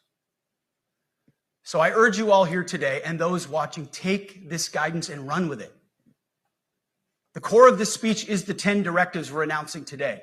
They were written for you, for Army leadership, for Navy leadership, for Marine Corps leadership, for Air Force leadership, Space Force leadership. These directives are designed to take the monkey off your back and put you, the leadership, back in the driver's seat. Move out with urgency because we have your back. I have your back. And the Commander-in-Chief has your back. Hell yeah. And when we give you this guidance, we know mistakes will be made. It's the nature of leadership. But you should not pay for earnest mistakes for your entire career. And that's why today, at my direction, we're making changes to the retention of adverse information on personnel records that will allow leaders with forgivable, earnest, or minor infractions to not be encumbered by those infractions in perpetuity. People make honest mistakes, and our mistakes should not define an entire career. Otherwise, we only try not to make mistakes, and that's not the business we're in. We need risk takers and aggressive leaders and a culture. I was about to say, this guy has practiced and practiced this speech. It is very, very well done. And I love that he's walking around. He is engaged. He is active. He is, I'm not going to lie. It's igniting a patriotic fire within my loins. Or my belly. That's kind of gay. It's the cat ears, guys. Fuck, I'm sorry. But yeah, I don't think he's using a teleprompter. This dude's just getting after it. There might be a prompter somewhere, but it doesn't look like it. Very excellent presentation. Love it. What's up, Therapy Range? Good to see you guys. If you haven't followed Paul yet, follow Therapy Range. He does the splody stuff and other things. Check him out. If you want to throw your link out there in the chat, go right ahead. Give him a follow, guys. He definitely is worth your viewership and worth your follow. Loving the energy from Hegseth here. It's what we need. Absolutely what we need. That supports you. Fourth, at the War Department, promotions across the Joint Force will be based on one thing: merit. Colorblind, gender-neutral, merit-based. The entire promotion process, including evaluations of warfighting capabilities, is being thoroughly re-examined. We've already done a lot in this area, but more changes are coming soon. We'll promote top-performing officers and NCOs faster and get rid of poor performers more quickly. Evaluations, education, and field exercises will become real evaluations, not box checks, for every one of us at every level. These same reforms happened before World War II as well. General George Marshall and Secretary of War Henry Stimson did the same thing. The leader. And we won a world war because of it. As it happens, when he started the job, Chairman Kane gave me a frame and a photo to hang in my office. Fair enough, Eyes Out. A matching frame and photo hangs in his. It's a photo of Marshall and Stimson preparing for World War II. Those two leaders famously kept the door open between their offices for the entirety of the Paul, therapy range. I want my military to be shit kickers, not shit packers. 100%. war. They worked together, civilian and uniform, every single day. The crazy duck lady's a frostbite. Chairman Kane and I do the same. There is no daylight between us. Our doors are always open. Our job together is to ensure our military is led by the very best, ready to answer the nation's call. Fifth, as you have seen, and the media has obsessed over, I have fired a number of senior officers since taking over.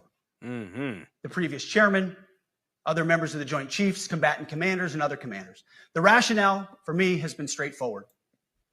It's nearly impossible to change a culture with the same people who helped create or even benefited from that culture, even if that culture was created by a previous president and previous secretary. My approach has been simple. When in doubt, assess the situation, follow your gut, and if it's the best for the military, make a change. We all serve at the pleasure of the president. Yep. Every single day. But in many ways, it's not their fault. It's not your fault. As foolish and reckless as the woke department was, those officers were following elected political leadership. An entire generation of generals and admirals were told that they must parrot the insane fallacy that, quote, our diversity is our strength. Of course, we know our unity is our strength. Yep. They had to put out dizzying DEI and LGBTQI plus statements. They were told females and males are the same thing. Or that males who think they're females What's up, Freedom Butterfly? totally normal. They were told that we need a green fleet and electric tanks. They were told to kick out Americans who refused an emergency vaccine. They followed civilian policies set by foolish and reckless political leaders. We shouted her out yesterday. Metal Our Mom job, pulled up her my job, channel and has been talked to about determine MAGA which Man. leaders simply did what they must Thanks for letting, to answer the for posting prerogatives that. of civilian leadership, and which leaders are truly invested in the woke department and therefore incapable of embracing the War Department and executing new lawful orders. Hell That's yeah, it. crazy duck lady. It's that simple. So for the past 8 months, we've gotten a good look under the hood of our officer corps. We've done our best to thoroughly assess the human terrain. We've had to make trade-offs and some difficult decisions. It's more of an art than a science. We have been and will continue to be judicious, but also expeditious. The new compass heading is clear. Out with the Shirellis, the Mackenzies, and the Millies, Yeah. and in with the Stockdales, the Schwarzkopfs, and the Pattons. Yeah. More leadership changes will be made, of that I'm certain. Not because we want to, but because we must. Once again, this is life and death. The sooner we have the right people, the sooner we can advance the right policies. Personnel is policy. But I look out at this group and I see great Americans. Leaders who have given decades to our great republic at great sacrifice to yourselves and to your families. But if the words I'm speaking today are making your heart sink, then you should do the honorable thing and resign. We would thank you for your service. But I suspect, I know, the overwhelming majority of you feel the opposite. These words make your hearts full.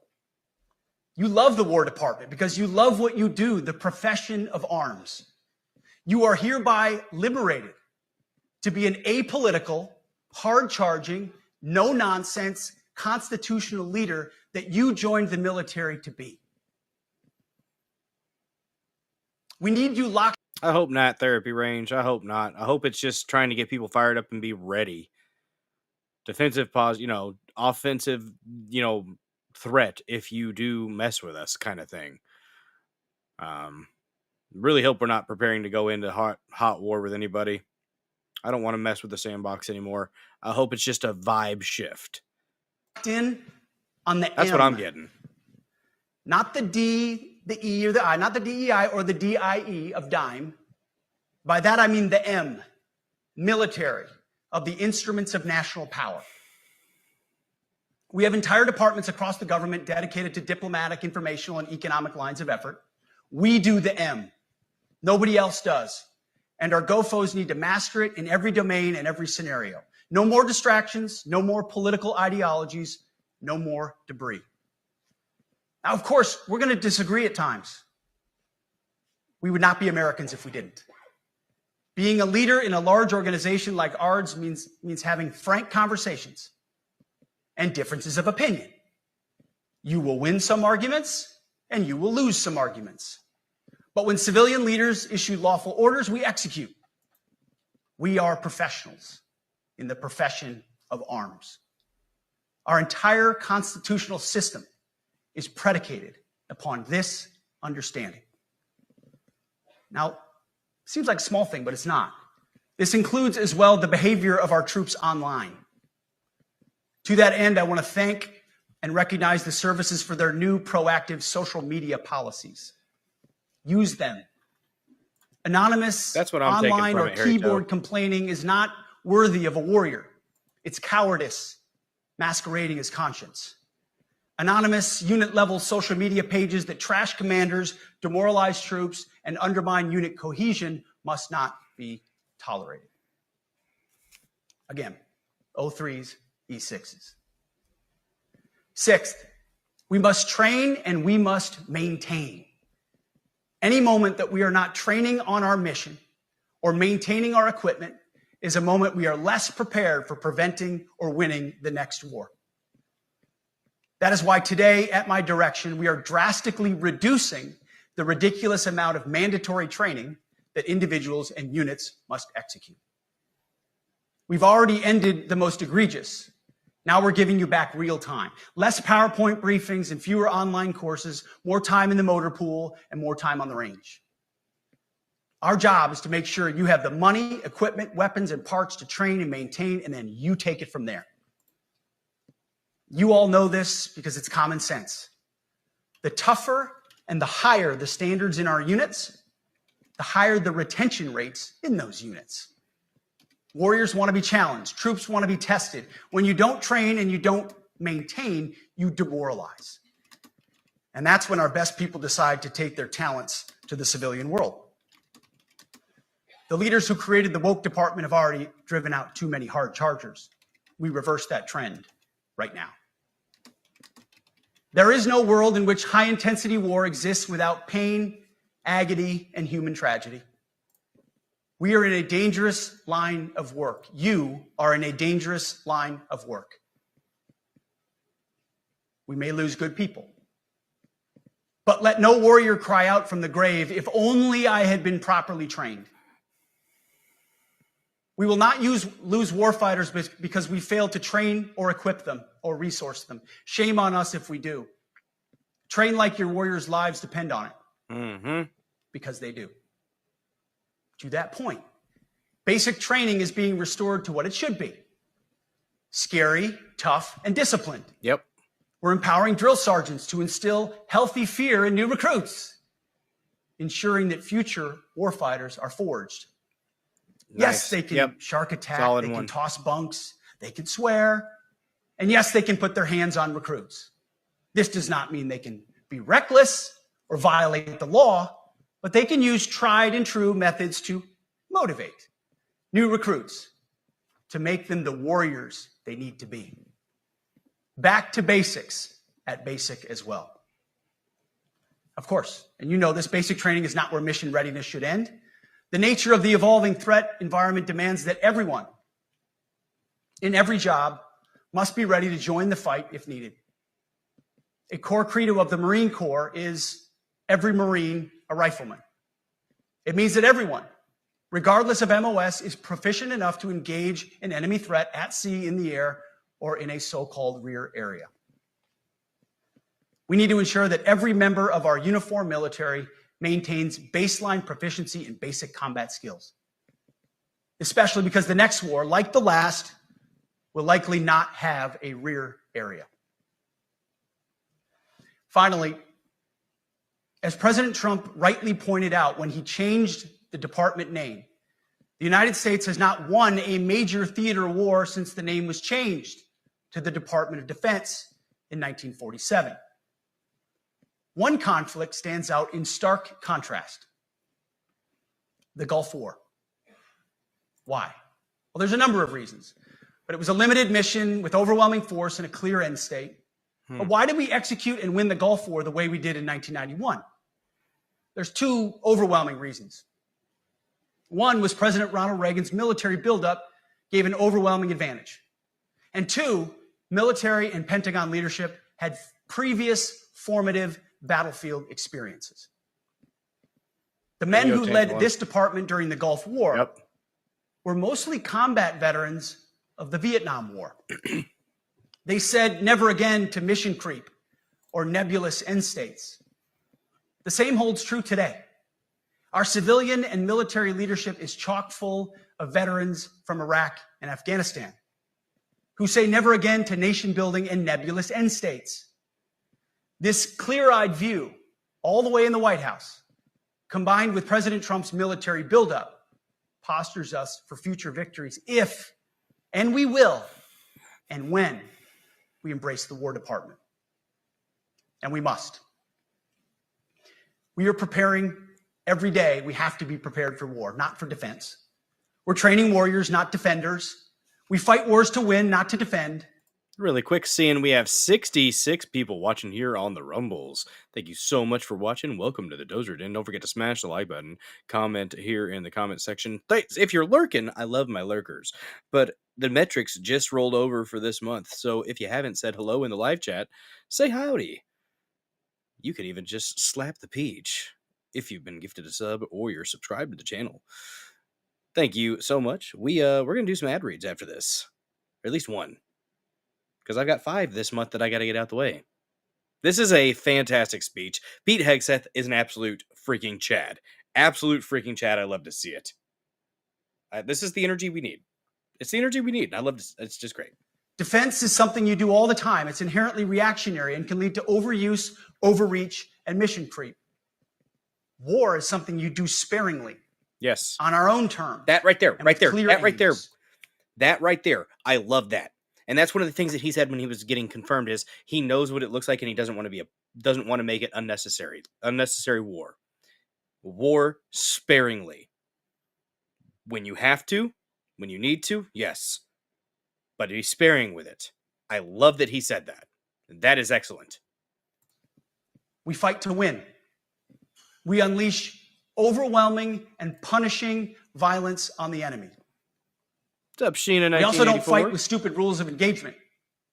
We untie the hands of our warfighters to intimidate, demoralize. And here after this, I will be shouting out all of our new followers. If you followed the channel, thank you so very much for that. Hopefully, I have helped you think about coming back. I stream Monday, Tuesday, Thursday, and Saturday at 9:30 p.m. Central. So yeah, we usually, and sometimes I do miss on Monday if I've got stuff with the kids, you know. So, you know, at least 3 streams a week, usually 4 though. Hunt, and kill the enemies of our country. No more politically correct and overbearing rules of engagement. Just common sense, maximum lethality, and authority for warfighters. Yes. That's all I ever wanted as a platoon leader. And it's all my E6 squad leaders ever wanted. Back to that E6 rule. We let our leaders fight their formations, and then we have their back. It's very simple. Yep. Yet incredibly powerful. A few months ago, I was at the White House when President Trump announced his Liberation Day for America's trade policy. It was a landmark day. Well, today is another Liberation Day. The liberation of America's warriors in name, in deed, and in authorities. You kill people and break things for a living. You are not politically correct and don't necessarily. Dominion After Dark, thank you so much for the raid. Hell freaking yeah. Appreciate that. We're almost wrapping this up. Couple more minutes and we will say hello to everybody. Don't forget, smash the like button, follow this channel if you can, and say hi. Necessarily belong always in polite society. We are not an army of one. We are a joint force of millions of selfless Americans. We are warriors. We are purpose-built, not for fair weather, blue skies, or calm seas. We were built to load up in the back of helicopters, 5 tons, or Zodiacs in the dead of night, in fair weather or foul, to go to dangerous places, Thanks, to Freedom find Butterfly. those who would do our nation harm, and deliver justice on behalf of the American people in close and brutal combat if necessary. Yes. You are different. We fight not because we hate what's in front of us. We fight because we love what's behind us. Damn. You see, the Ivy League faculty lounges will never understand us, and that's okay. Because they could never do what you do. The media will mischaracterize us, and that's Appreciate okay. you, bud. Because Guys, follow deep down they Dominion After know Dark. the reason they can do what they do is you. In this profession, you feel comfortable inside the violence so that our citizens can live peacefully.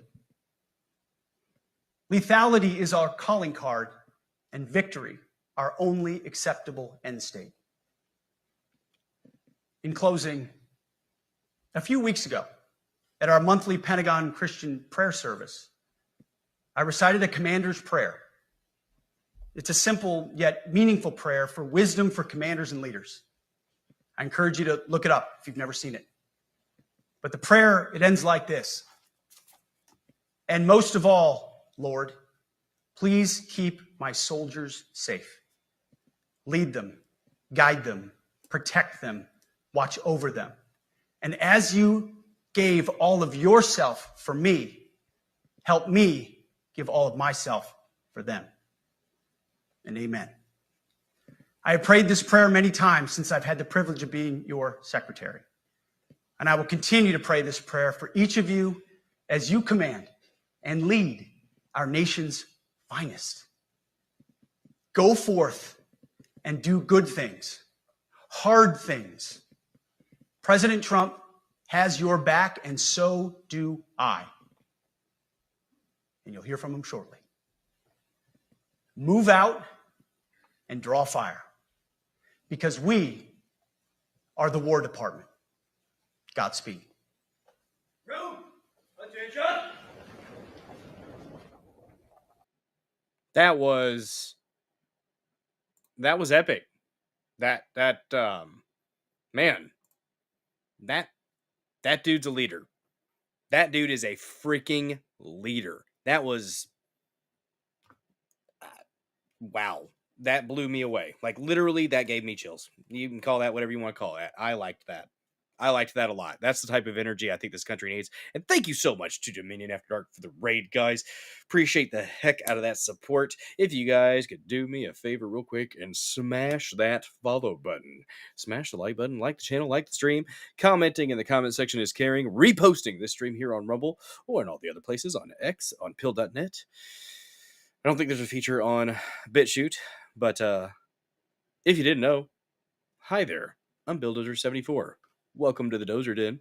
I stream Monday, Tuesday, Thursday, and Saturday at 9:30 p.m. Central. Monday, Tuesday, Thursday, we talk about 3 to 4 news topics with some palate cleansers kind of sprinkled throughout the stream. And on Saturdays, it's a decompress stream, a chill stream, a hangout stream, and it's about you amazing killdozers here in the Dozer Den. Because on Saturdays, we take music video requests for the Dozer Den DJ Hour, where you can rock out with your cock out, jam out with your clam out. Those are the only 2 options. If you're intersex, please pick a fucking lane, for the love of God. That's what you gotta do. You gotta pick a lane. There we go. Freedom Butterfly with a slap of that peach. That's what you get when you subscribe to Dozer74, or when you get gifted a sub. That's right. You can hit that red present box and you can shower the chat with your love, or spray the chat with your love. I'm not going to judge you based on what verb you want to use. Okay, I'm not that type of guy. Prince of the Air Jr. with a times like 6 slap of that peach. Every now and then you got to slap the peach. Sometimes you got to make the peach count. That's right.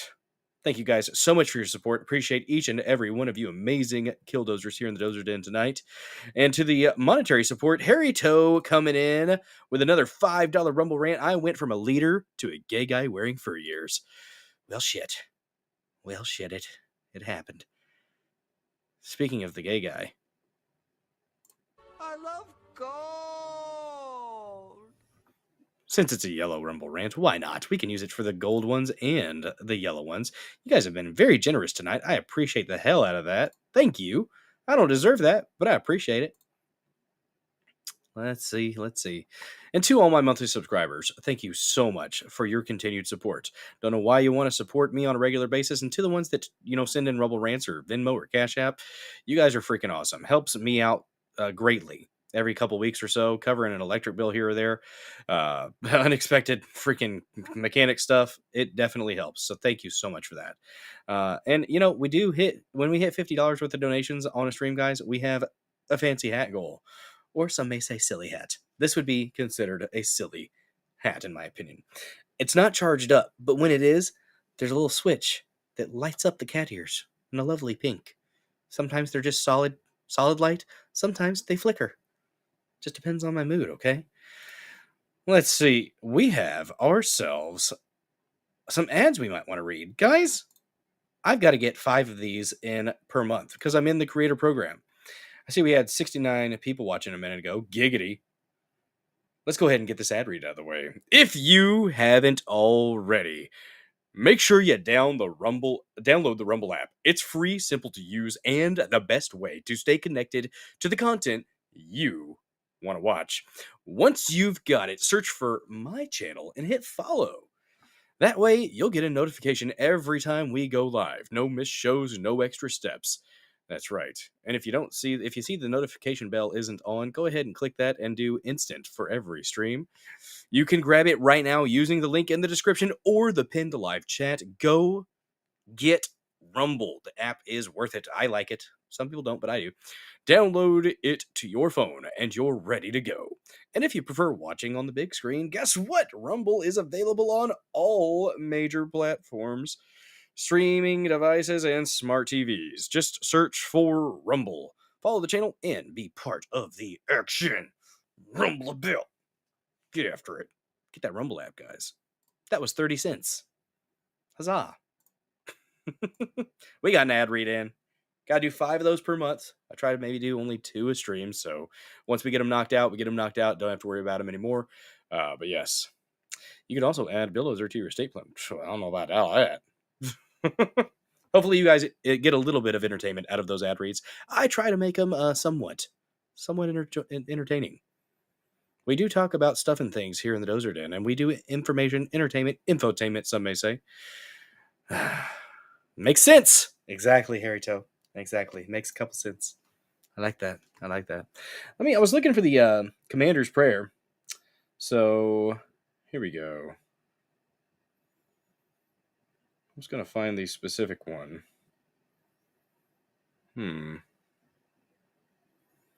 That's not the exact one that I want. Stop it. Come on, Brave. Give me the thing that I'm wanting. There's a few different Commander's Prayers, apparently. Dang it, I want to find that.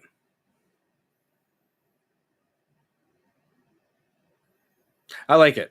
I like that energy. I like that vibe. It's a good thing. So, am I giving your 2 cents? Yes. Yes, indeed. At least 2. Sometimes more. The first one is sold. Yes, exactly. Make the ad read suck. That's the goal. I try to make it fun. I try to give it energy. And actually, I do prefer the Rumble app. I've been using it since it, got easier to use, which was probably about a year and a half ago, I would say. And it's gotten better. I will say I do hope that Canvas gets a little bit better. The actual studio software, it's what I've been using for 174 streams. So yeah, we've had quite a few Dozer Den episodes. God, we're gonna end 25 more episodes. It'll be the big 200. It's really cool stuff. Let me give a quick shout out to everybody who has reposted, commented, and followed the channel. Just a moment here. Let's do a refresh. We are at 33 likes. Okay, I see 60-something people watching. I don't know if that's accurate. It says 66, but I see 37. So if you haven't yet hit the like button, go ahead and hit that like button. It's a very, very important button, okay? Sometimes you might need a little help finding the button. That's all right. Communication's key. It is. Let me actually check on the YouTubes real quick. There's a couple people watching over there. But if you hit that like button, it just sets everything off, y'all. It really does. Let me shout out the new followers and the reposters. Sheena1984, thank you for following the channel. Real Gods Patriots, thank you for following. Freedom Butterfly, appreciate the heck out of that repost. Thank you. Therapy Range with the repost. Sam Duty with the repost. Hey there, Sam Duty. 95 Sporty with a follow. Angry Conservative 1981 with a follow. You guys are absolutely awesome. Thank you for following, and I hope that I do earn your viewership, sincerely. Laura Blades with a repost. Bartavello with a repost. Relaxium McGroin with a repost. Wow, y'all. Look at y'all just spreading the word. Wise Elk with a repost. CW with a comment and a repost. Nice. You guys are awesome. Appreciate the heck out of each and every one of you that are helping this channel grow. That is the goal anyways. That is the goal. Let's see if my stream is still up over here on Rumble. Or on YouTube. Let's see. Give it a like. All right. Look at that. Look at that, guys. YouTube stream is up. Not really sure why, but it's there. 57 subscribers on YouTube. If you want to follow me there, you can. But not my main focus. Honestly, pill.net, Rumble, pill.net, and X are my main focus. That's where the water seems to be warm and where the free speech is flowing. So that's what I like about it. I do like free speech platforms. The like button is soft like this juicy peach. You know you want to slap it. Slap the peach. Yes, indeed. I think the numbers might be off here on Rumble. I'm not sure. Either there are 65 people watching total or 37 or 38. I don't know. I really don't. That's okay, though. That is all right.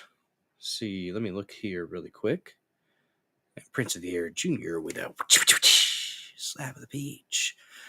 Yeah, you know what? You're probably right, CW. I'm going to start using the Dozer Den channel. That way. Shoot, I just saw something from the Pope. As a Catholic, I do not like the Pope. I don't like the Pope at all.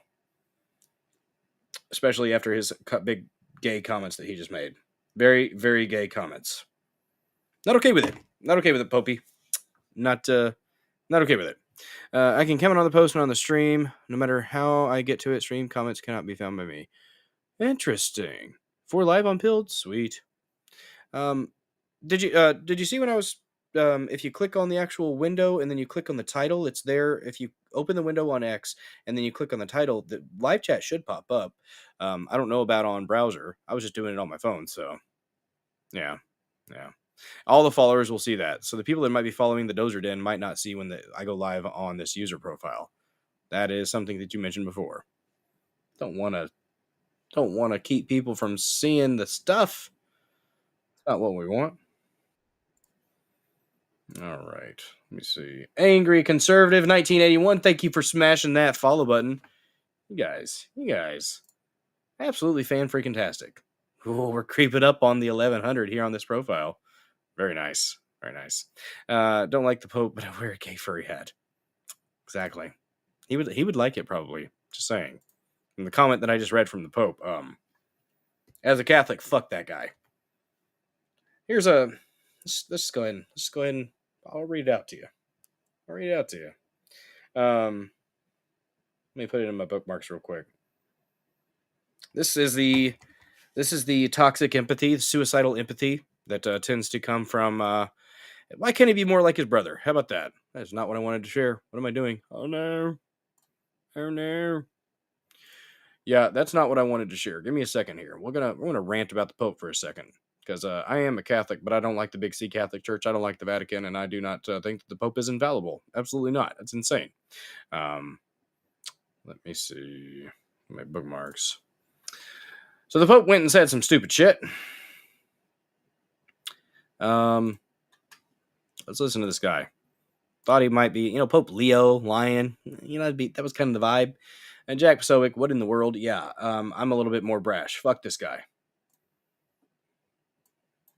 Just wanted to ask one thing that has become a bit of a divisive subject in the U.S. right now, with Cardinal Supich giving an award to Senator Durbin. Some people of faith are having a hard time with understanding this because he is he's for legalized abortion. How would you help people of faith right now decipher that, feel about that, and how do you feel about that? I'm not terribly familiar with the particular case. I think that it's very important to look at the overall work that a senator has done during, if I'm not mistaken, 40 years of service in the United States Senate. I understand the difficulty and the tensions, but I think, as I myself have spoken in the past, it's important to look at many issues that are related to what is the teaching of the church.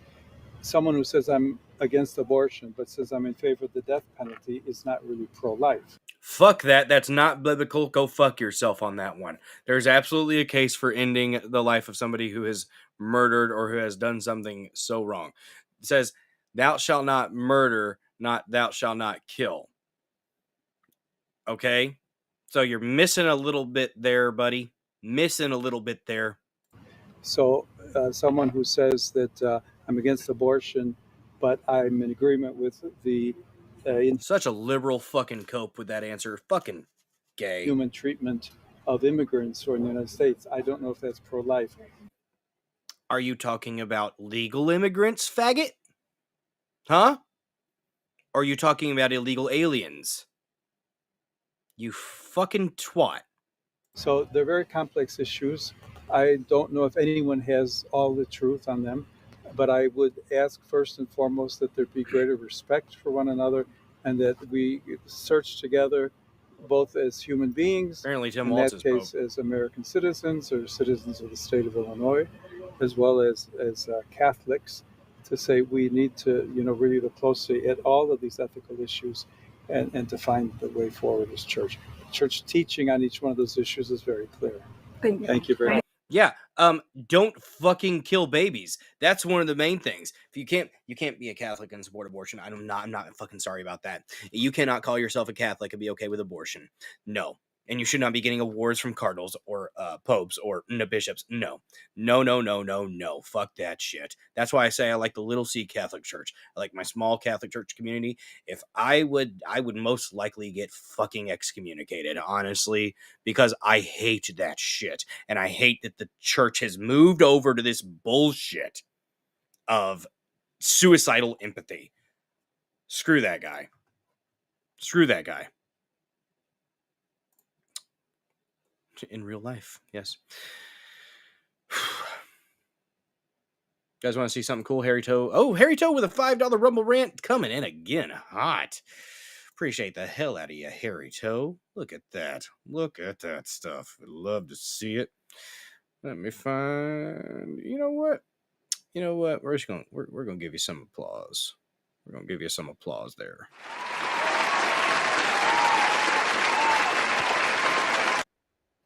It's for you, Harry Toe. That's for you. Thank you for that, man. Appreciate you. Let me pull that chat up so I don't lose it. Oh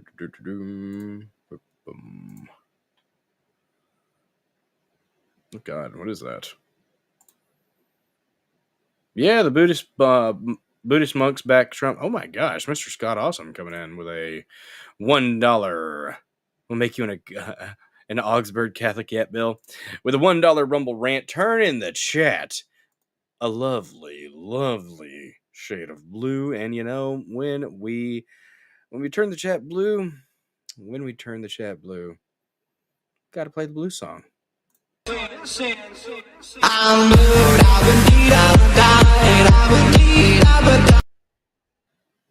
Oh, that's a little loud. I forgot to give you a warning. My bad. Thank you. Thank you so much. Yeah. Appreciate the support, guys. Buddhist monks back Trump for Nobel Peace Prize after Cambodia and Thailand ceasefire. Yep, it did happen. Let's look at a rocket real quick. You guys ready for the rocket? Starship 10th flight test. Let's look at it. Would you look at that? Would you look at that? I called out the dollar. What that blue was for, Freedom Butterfly. A blue sound. Vehicles, that was actually no issues going into today's launch attempt. 5, Mr. 4, Scott Awesome. 3, Thank you. 2, 1.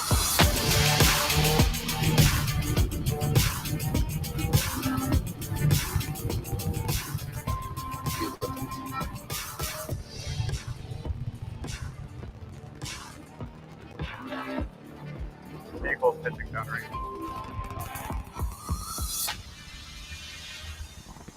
Max Q. Nico, shipping mission. Stage separation.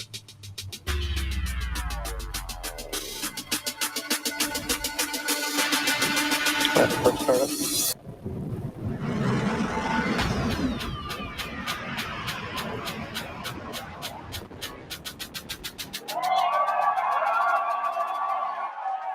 Ship engine cutoff.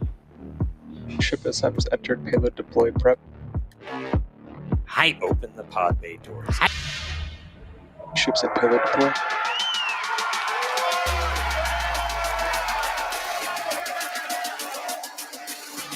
There goes another one. Relight demo startup.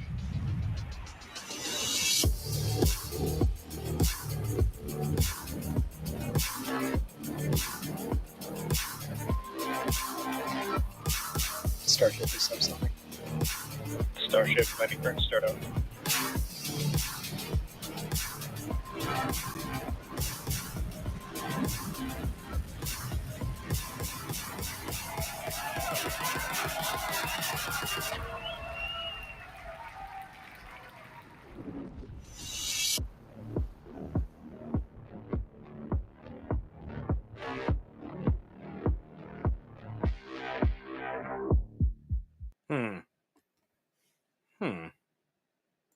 That's cool stuff right there. Very cool stuff. I love it. Thanks for that. Thanks for sharing.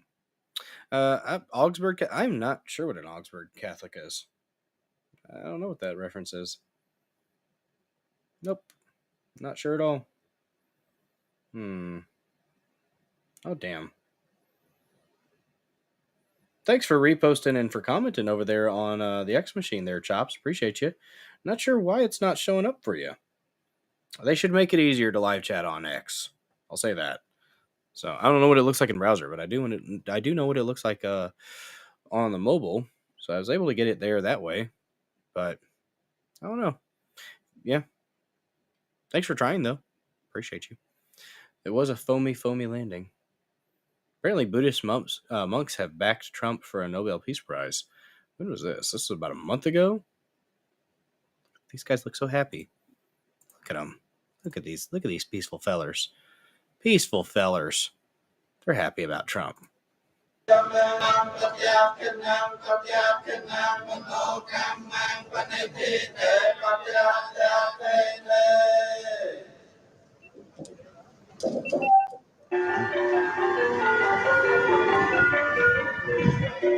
like it. That's cool stuff.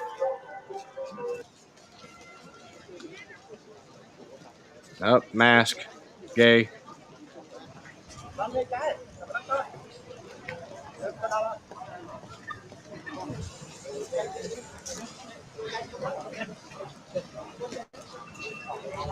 Goal បំណងនៃការធ្វើធម្មយាត្រានេះគឺទី1គឺដើម្បីទាមទារនៅសន្តិភាពសម្រាប់ទូទៅទាំងប្រជាជនកម្ពុជាទាំងប្រជាជនថៃក៏ដូចគ្នាដែរក្នុងនាមជាពុទ្ធសាសនិកហើយមួយទៀតនោះគឺ How to make a paper airplane. I don't think this subtitles are correct there. Just saying. That's cool stuff. Thanks for sharing that, Harry. Appreciate you. All right. Let's see. Let's get into the next thing. I might have one more thing. Yeah, the Pope is just disappointing. Just Disappointing in my opinion. But hey, that's kind of the vibe. Kind of the vibe we get now. Don't like it. But yeah, Hegseth though, absolutely barn burner of a presentation. Absolute barn burner. That is the energy that I think we've needed in this country for a while. And it's damn good to see it happening. You guys want to see Cuomo shut down a liberal being a liar about Charlie Kirk? Cuomo has wins every now and then, y'all. Cuomo does have wins. It's just rare. Charlie Kirk shouldn't have gotten shot. Obviously, that's terrible. He got like publicly executed. It was terrible. But at the same time, this is a dude who repeatedly said the Civil Rights Act shouldn't have been passed. No, not at the same time. Two things. Yeah. You're about to make the AOC mistake. Charlie Kirk never said the Civil Rights Act. I've studied this very deeply. And it's just pretty simple. It'll take you 5 minutes. It's not what he said. I've looked it up. What he said was Civil Rights Act, good, needed it, great. No. Was then used to inculcate DEI and do these other things by extension of that law that he was against, and that it should have never been used for those purposes. Not to help black people vote. That's he believed in. But to make it as an extension of a welfare program for blacks in every manifestation, that he was against. Yep. Now, I happen to disagree. I actually think it was necessary. Nope, I've heard him make that argument. He didn't say get rid of it. I've heard him Never make should that have argument. passed it. I didn't say he said get rid of it. He said they never should have passed it. And he also he said that, right? They never should have passed it in the first place. And he made also. No, I don't think he did say that. I think what he said was the way that what they did with it made it a mistake. Good job, Cuomo. Checking the liars. Because that's what it was. Dude's lying. Pull up, pilled, and see the stickers. Oh, shoot. Sorry about that, Chops.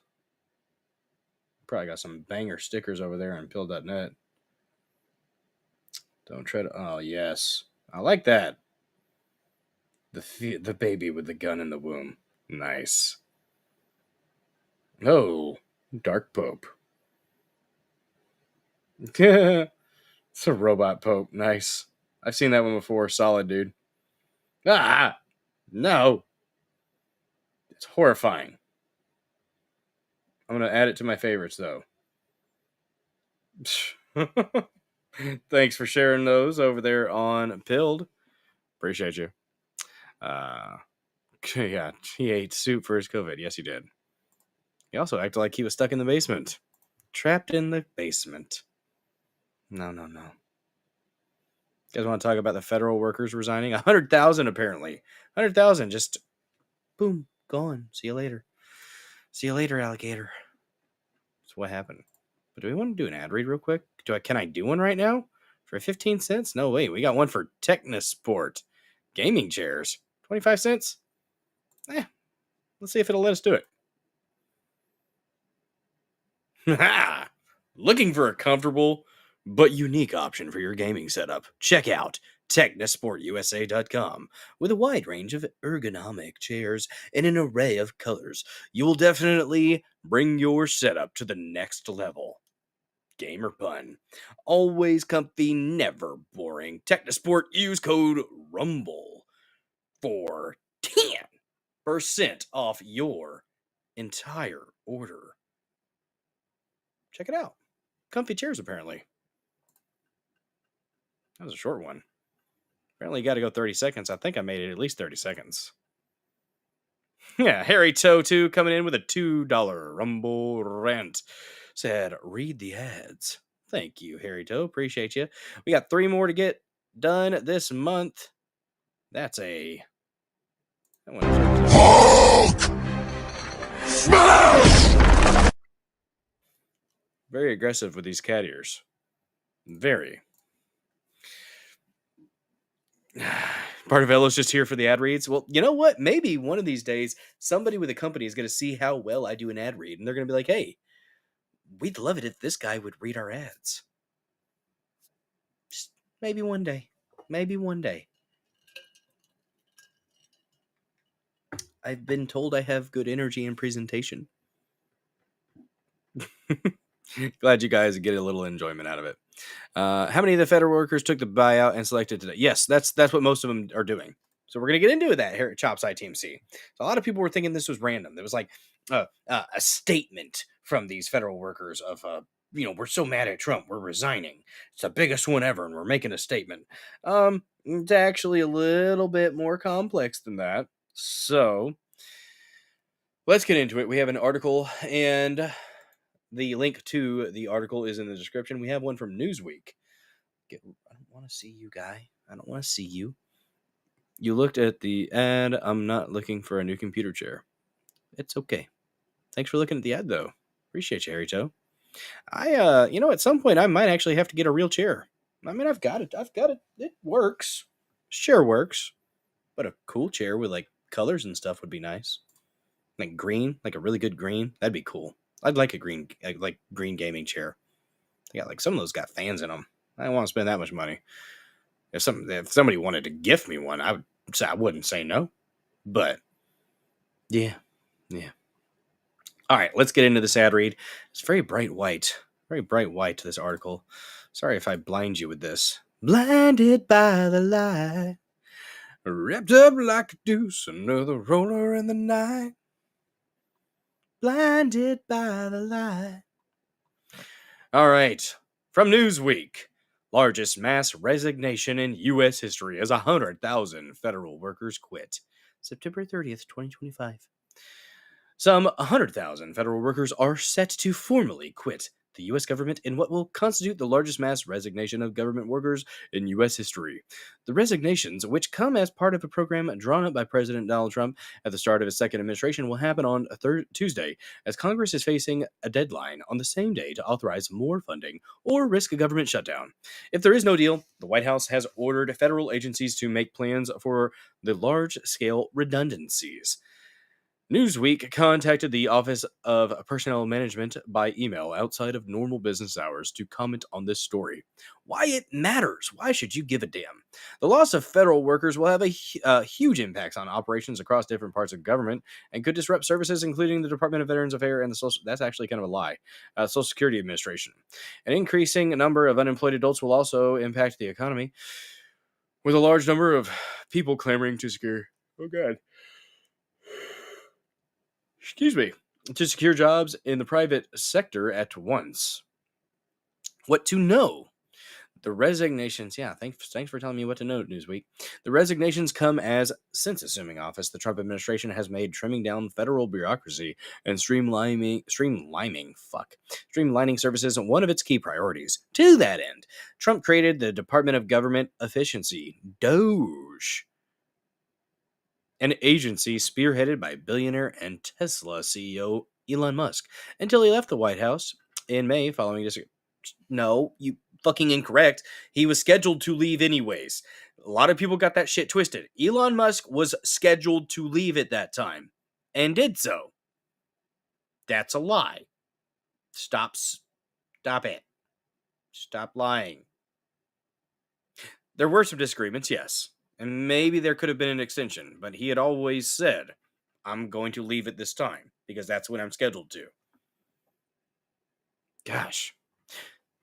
The administration also implemented hiring freezes and mass layoffs, and in February issued a directive giving federal employees the choice of accepting a resignation package, which included salary payments until the end of September, or risk future layoffs. So there was a package offered in February with resignations. So they'll get paid getting paid to the end of September. So I wonder how much they make on average. I wonder how much money we're going to save with these 100,000 people being gone.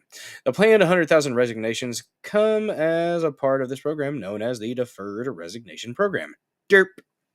It's a derp. It's a derp, derp, derp. According to a Senate Democrats report in July, DRP will cost $14.8 billion, as 200,000 workers will be paid their full salary and benefits while on administrative leave for up to 8 months. Ooh, yeah, I don't know if I like that. They're getting paid for nothing? There are 2.4 million federal workers in the U.S., according to the Bureau of Labor Statistics, BLS. Aside from resignations, while there is no official data revealing how many people have been fired, but the New York Times estimates the figure at 135,000. Aside from resignations, while there is no official data revealing how many people have been fired, that sentence is fucked. Your sentence structure is gone. Write better. You fucking assholes. You're getting paid I don't know how much money in a large publication to write like an idiot. Aside from resignations, while there is no official data revealing how many people have been fired, but the New York there's not you don't need a but. Aside from wow, there's no official data. Okay, I'm being a grammar Nazi. I'm sorry, I'm stuck on this, but that is horrible. You could have taken away the but. You don't need the but. Why is there a but there? I'm a fan of buts, but not that one. No. While there is no official data revealing how many people have been fired, the New York Times estimates the figure at 135,000. And that's how that sentence was supposed to go. That but got in the way, guys. Okay? Okay. I spazzed about it. But we're on to the next thing.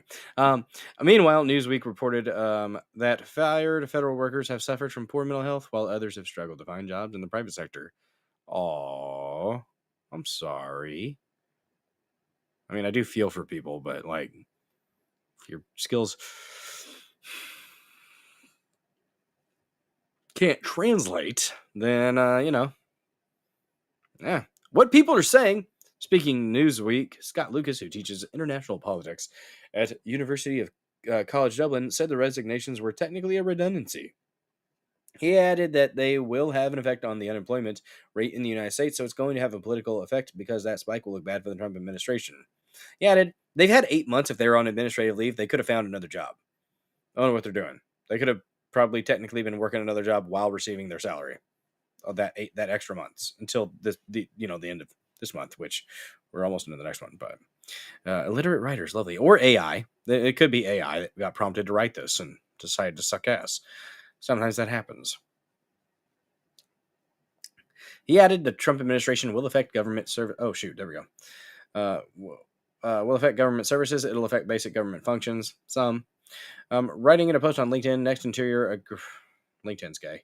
A group affiliated with the government Department of the Department of the Interior said the mass resignation represents a massive loss in institutional knowledge and capacity across the federal government, the expertise, relationships, and dedicated people that make it work for taxpayers. An August memo by Scott Cooper, director at the U.S.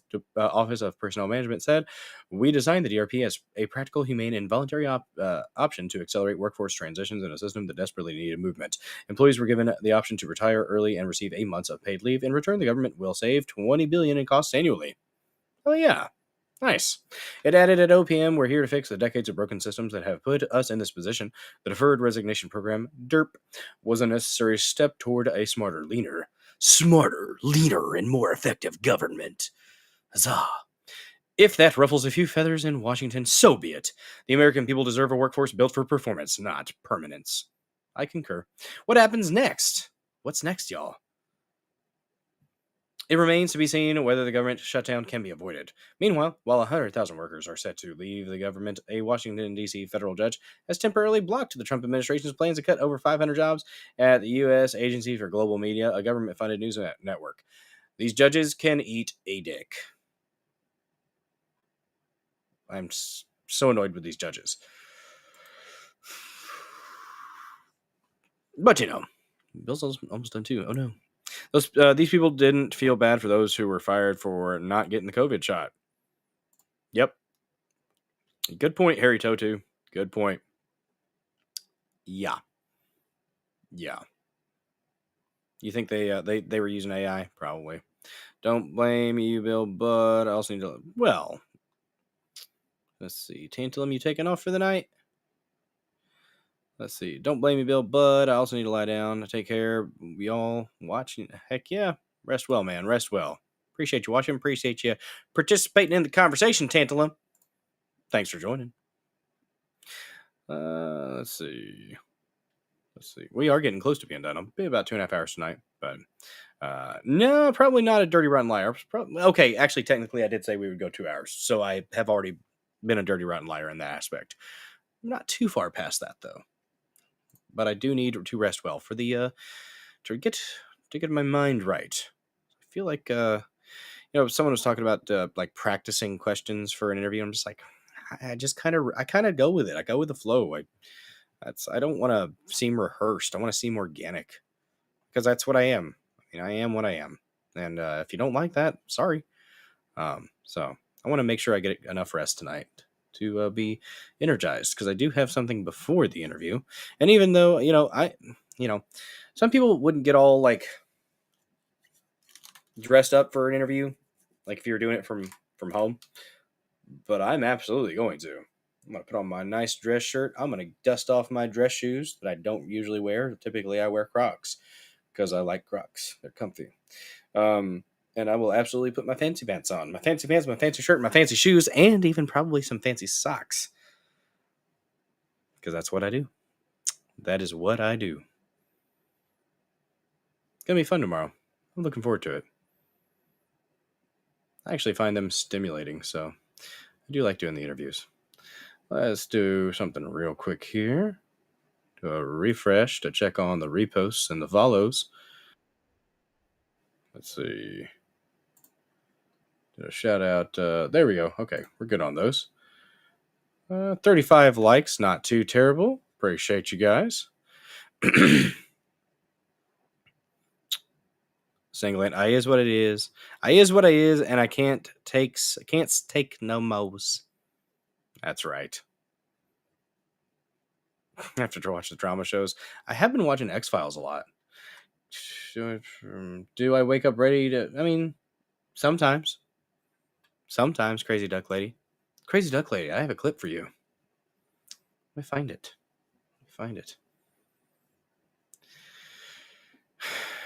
Did you guys hear the Israelis are paying like 16 or 17 social media influencers like $6,000 a post to help Israel's image? That's cool. It's not. I don't like that. They shouldn't be allowed to do that. Crazy Duck Lady, is this you? Is this you?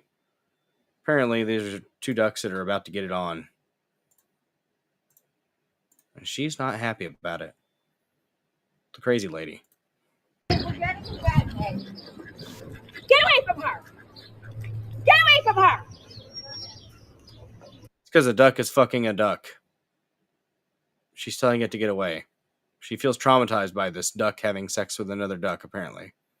Apparently, she's seen a corkscrew penis once or twice in her life. Hey! She's not wearing a bra.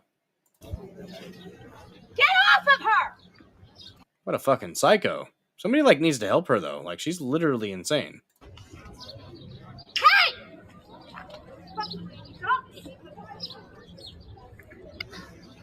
Stop it! God damn it, get us a net! Is everybody just standing around? How do you figure more ducks get made? I know. I love that guy. How do you think ducks get made, you dumbass? A corkscrew, indeed. She thinks it's ducks calling the other duck because it's losing seven. Hey! She's just making it more scared. Oh, she got in. Is that illegal? California. Oh wow, that's crazy. That's crazy. She's just interfering with life. That's what ducks. I think if the duck goes all the way got up, a net. She Somebody has to brought fall her up. a net? She's no shot shaver. Who the fuck brought this bitch a net? The fuck is wrong with you? That's a crazy duck lady. You know what, crazy duck lady? I don't think you're like this crazy duck lady, okay? This crazy duck lady puts a stain on your name. Yeah, why? Fuck, it's just ducks fucking. Ducks do that. What a nut job. What an absolute nut job. Fuck a duck, right? That's right. What's up, 208 Outdoors over there on Pill.net? Good to see you. If you haven't followed the channel yet, go ahead and give us a follow there. We're on Rumble too. Creeping up on 1,100 followers here on the user profile. I need to start streaming from the channel. But, yeah. I have 3, should be 2 drakes and 13 hens, ducks, and a pair of geese that know they are siblings. So the boy ducks do the thing with the girl goose. Well, there you go. Can you get a duck goose hybrid? Those probably can't happen. Would it be like a mule? Might happen. I bet you it's happened. Maybe not. Duck's got to get that goose, apparently. Good for that duck. Yeah, thank you for the red pill and the repost over there, 208 Outdoors. Crazy Duck Lady needs a very long course in biology. Yes. Yes. See ya, Metal Mouth 2874 says, I'm going to go ahead and jump off. I need to get some sleep. Y'all have a good night. Love y'all. You too, man. Appreciate you. Appreciate the support and all that stuff. I think it's very, very rare. Well, that's interesting. I'm going to research this. I want to see the mule version of a goose duck. Duck goose. Called a guck. A duck goose.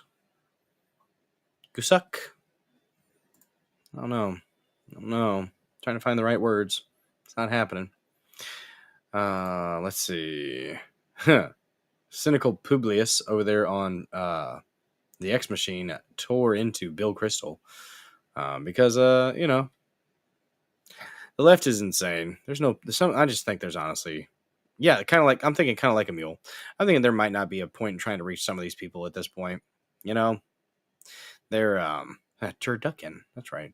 These people are so blind. They're so freaking blind. And willfully so at this point. It's willful blindness, and willful blindness is silly. You guys want to see Joy Reid demonstrating how she's a dirty communist twat? Because she is. None of what she's saying is bad here. Is that if you go back before the 20th century, there were no income taxes, there were no regulations on business. You could earn as much money as you want, leave 100% of it to your children with no taxes. Uh-huh. That's the world they want back. And to get it back, they need society to change. They need people to be less modern. Reject modernity, return to tradition. Yes. They need people to want fewer things. Is that if you go back... No, actually, we'll get fucking more things, you dumb bitch. What the fuck? There are so many of these people. So many of these people that think they are so enlightened. And they'll say shit like that and think they've said something very profound. But in reality, Joy Reid, you just demonstrated that you're a fucking retard. Joy Reid. For the love of God. Yeah, all those things. The Chad Yes meme. Yes. Please. I accept your terms. Good God. Good God. She's like, yes, that's absolutely what we want. Glad we understand each other. Let's do it. Fuck income tax. Terrace will get it. Good Lord, y'all. Can you believe that just happened? What is up, Neurodivergent One? Happy Tuesday, everyone. Mod King in the chat. Repost. Yes, indeed. Make sure you follow and hit that thumbs up button. Bacon thumb. Bacon thumb. Bacon thumb. Indeed. All right. We've got one more topic tonight, guys, and we will be wrapping things up. The O'Keefe Media Group, OMG, did a little undercover work, as they are wont to do. And they found some things about the Autopen. The Autopen gone awry, I'll say. Apparently. Well, let me minimize that. So here we go. O'Keefe's doing the Lord's work, getting these people to just talk. Wonder if it was a pretty lady honeypot. Breaking. Senator Ed Markey, Massachusetts, I think, special assistant admits using Autopen without Markey's knowledge. So a special assistant was using the Autopen without the senator's knowledge. And the senator was using an Autopen. Oh, wait, what? Assistant describes blaming staff for Autopen abuses as get-out-of-jail-free card, saying Markey and other officials used the tactic to dodge e-sign act violations. Oh, I didn't know about this. My staff did it. Lie. I mean, it's easy to blame your staff because nobody knows who they are. I've never heard anybody ask, can I use the Autopen? So is this about Biden's Autopen, or is this about an Autopen just in general? Sounds like this is just in general. Let's listen, though. Tell him exactly what's on it? I do it because I respect your signature. But nobody else. Some people don't do like ask them. I've never heard anybody ask, can I use the auto? I mean, it's easy to blame your staff because like nobody knows who they are. Even if you did sign it, be like, oh, I didn't know. Lie, get out of jail free card. Like when I picked them up, when I dropped them off at home yesterday. Dude.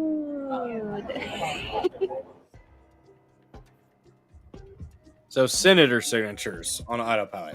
So this isn't about Recently, Biden. former President Joe Biden came under major scrutiny for allegedly entrusting his staff with the use of an Autopen for excessive pardons while in the White House. It's Donald Trump. Who's next? Not Joe Biden. It's an Autopen. I do love In that. 2025, Biden issued 14 executive orders. Every single one was Autopen. Many critics claim that Biden administration likely Project slipped Veritas many is of still the behind him. pardons Cool. without Biden's awareness. His staff quietly added violent criminals to the list and then ran them through the Autopen. He was so gone in that little video there. Fuck you, Joe Biden.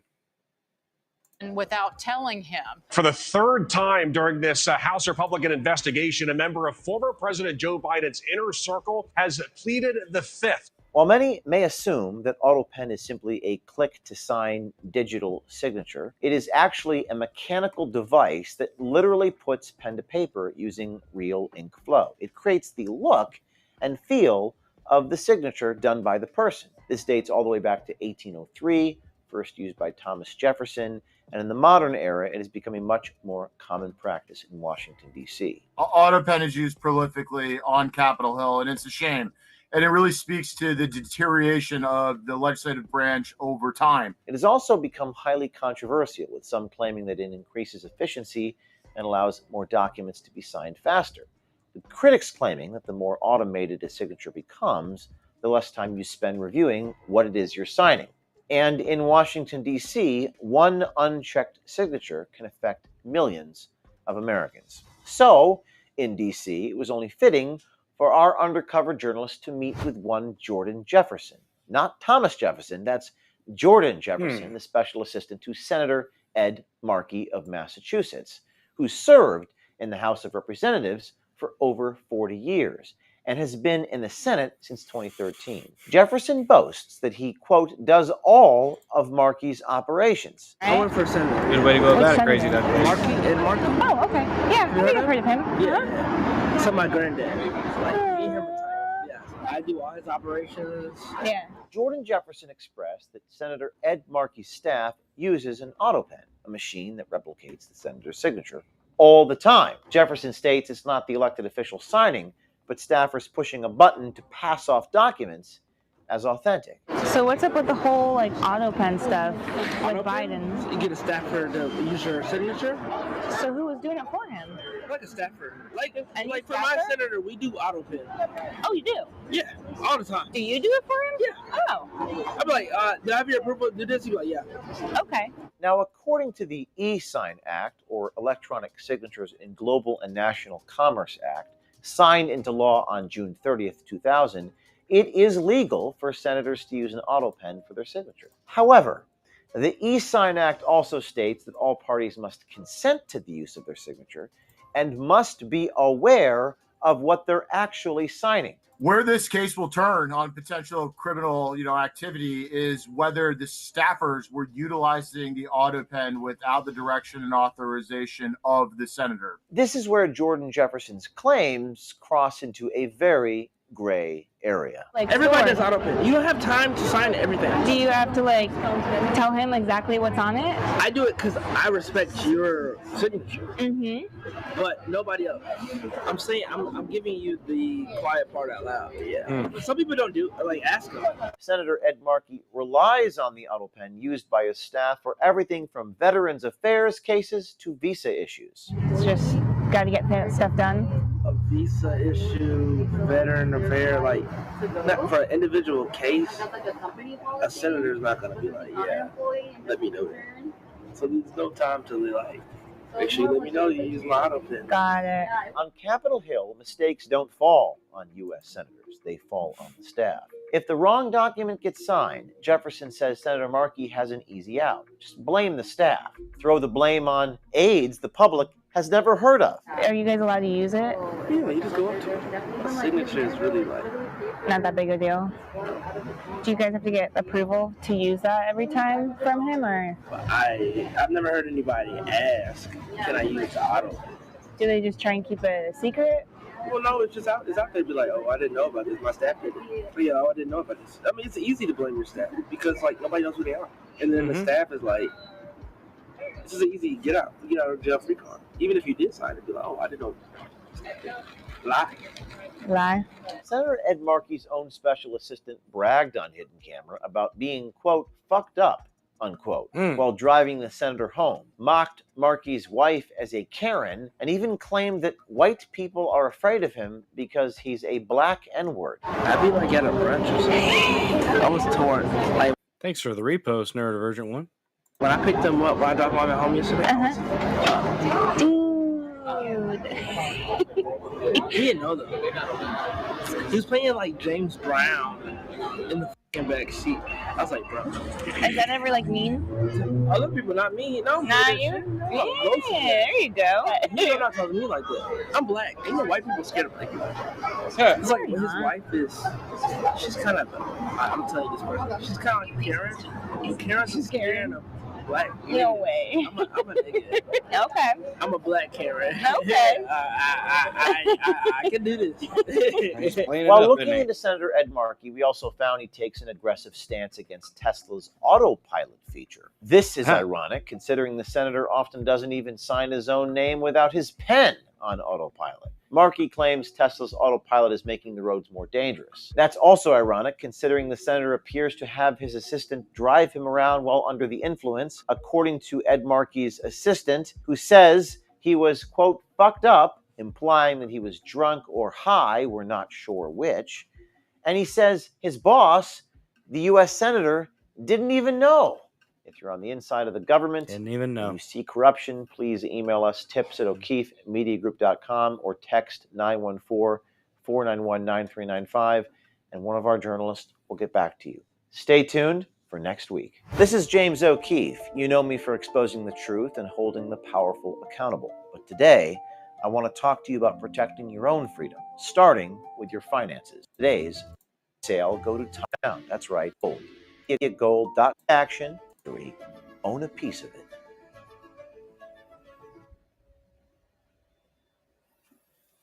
Okay. Well, there that was. Some more Autopen fuckery, apparently. Even the senators aren't really paying attention to what is being signed. They'll give the confirmation to say, go ahead and do it, and then they do it. And I think you should probably be a little bit more engaged. Just a little bit more engaged in the process. That's just me, though. That's just me.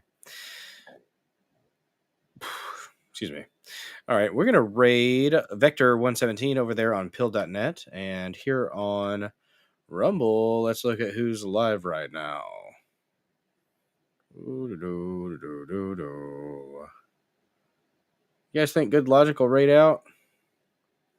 I don't know. Well, we haven't rated AP in a while. Could send you guys to some degeneracy.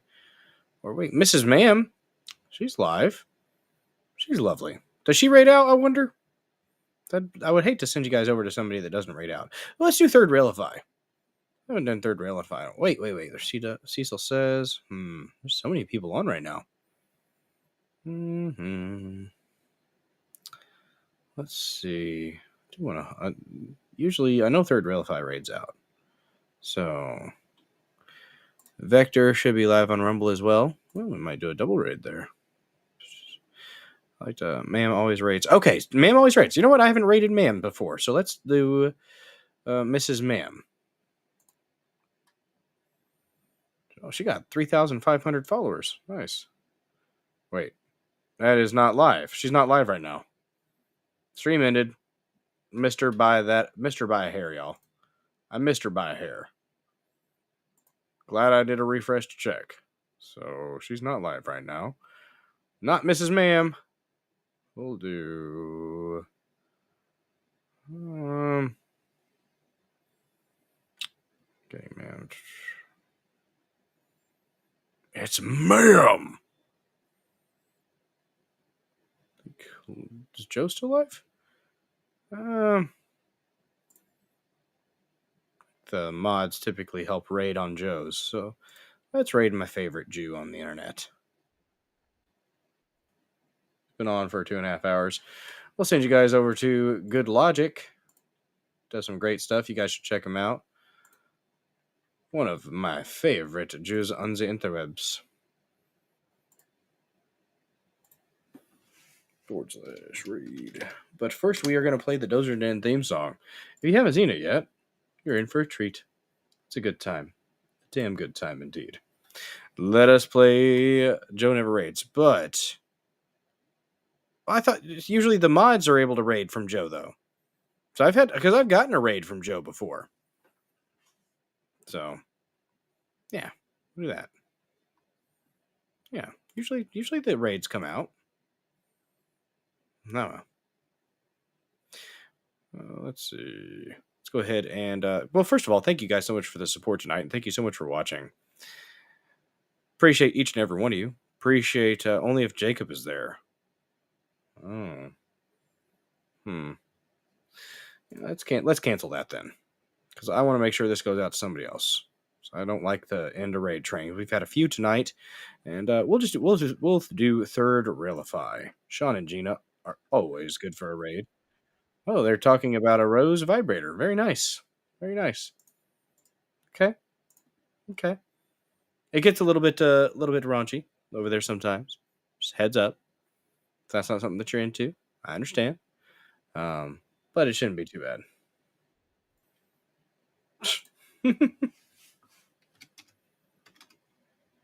Damn it.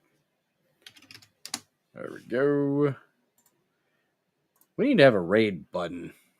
That's what we need. But that works. All right, guys. I'm going to go ahead and play the Dozer Den theme song. I'll see you guys on Thursday at 9:30 p.m. Central. Saturday stream should be a go, but we might be a little bit late or kind of by the skin of our teeth on Saturday. Thursday stream, I think, I don't see anything interrupting that right now. So let's play the Dozer Den theme song. And let's rock for a brief moment before sending you guys over to the next one.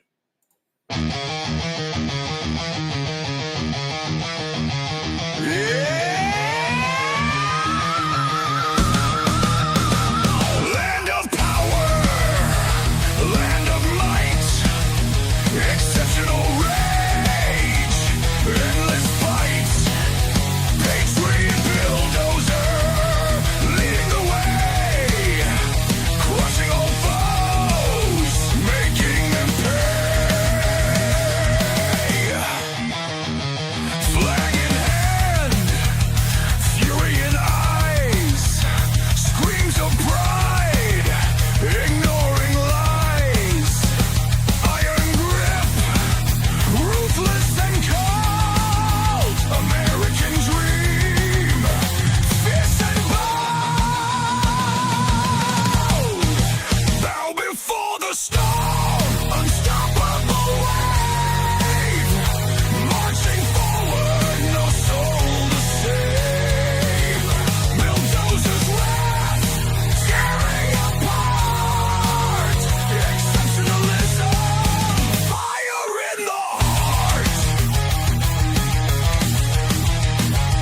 no retreat, no surrender, bulldozers force, a savage offender, red, white, blue, burning bright, in the chaos he finds delight, blazing trails of destruction left, in the name of the blessed, the theft, freedom's price, a crimson blade, bulldozer, savage again, legend made, bow before the storm, unstoppable wave, marching forward, no soul to save,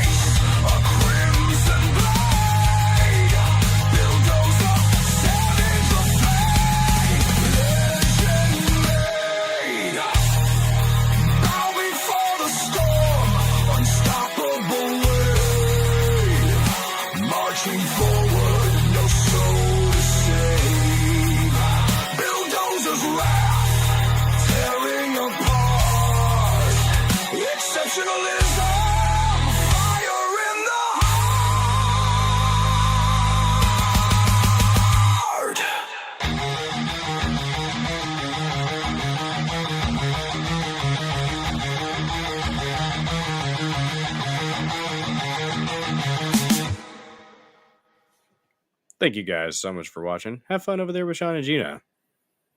Appreciate that $1 Rumble rant, by the way. You turned the chat blue right at the end. Right at the end, Neuro. You think I'm gonna let that? You think I'm gonna let it slide without doing the blue sound?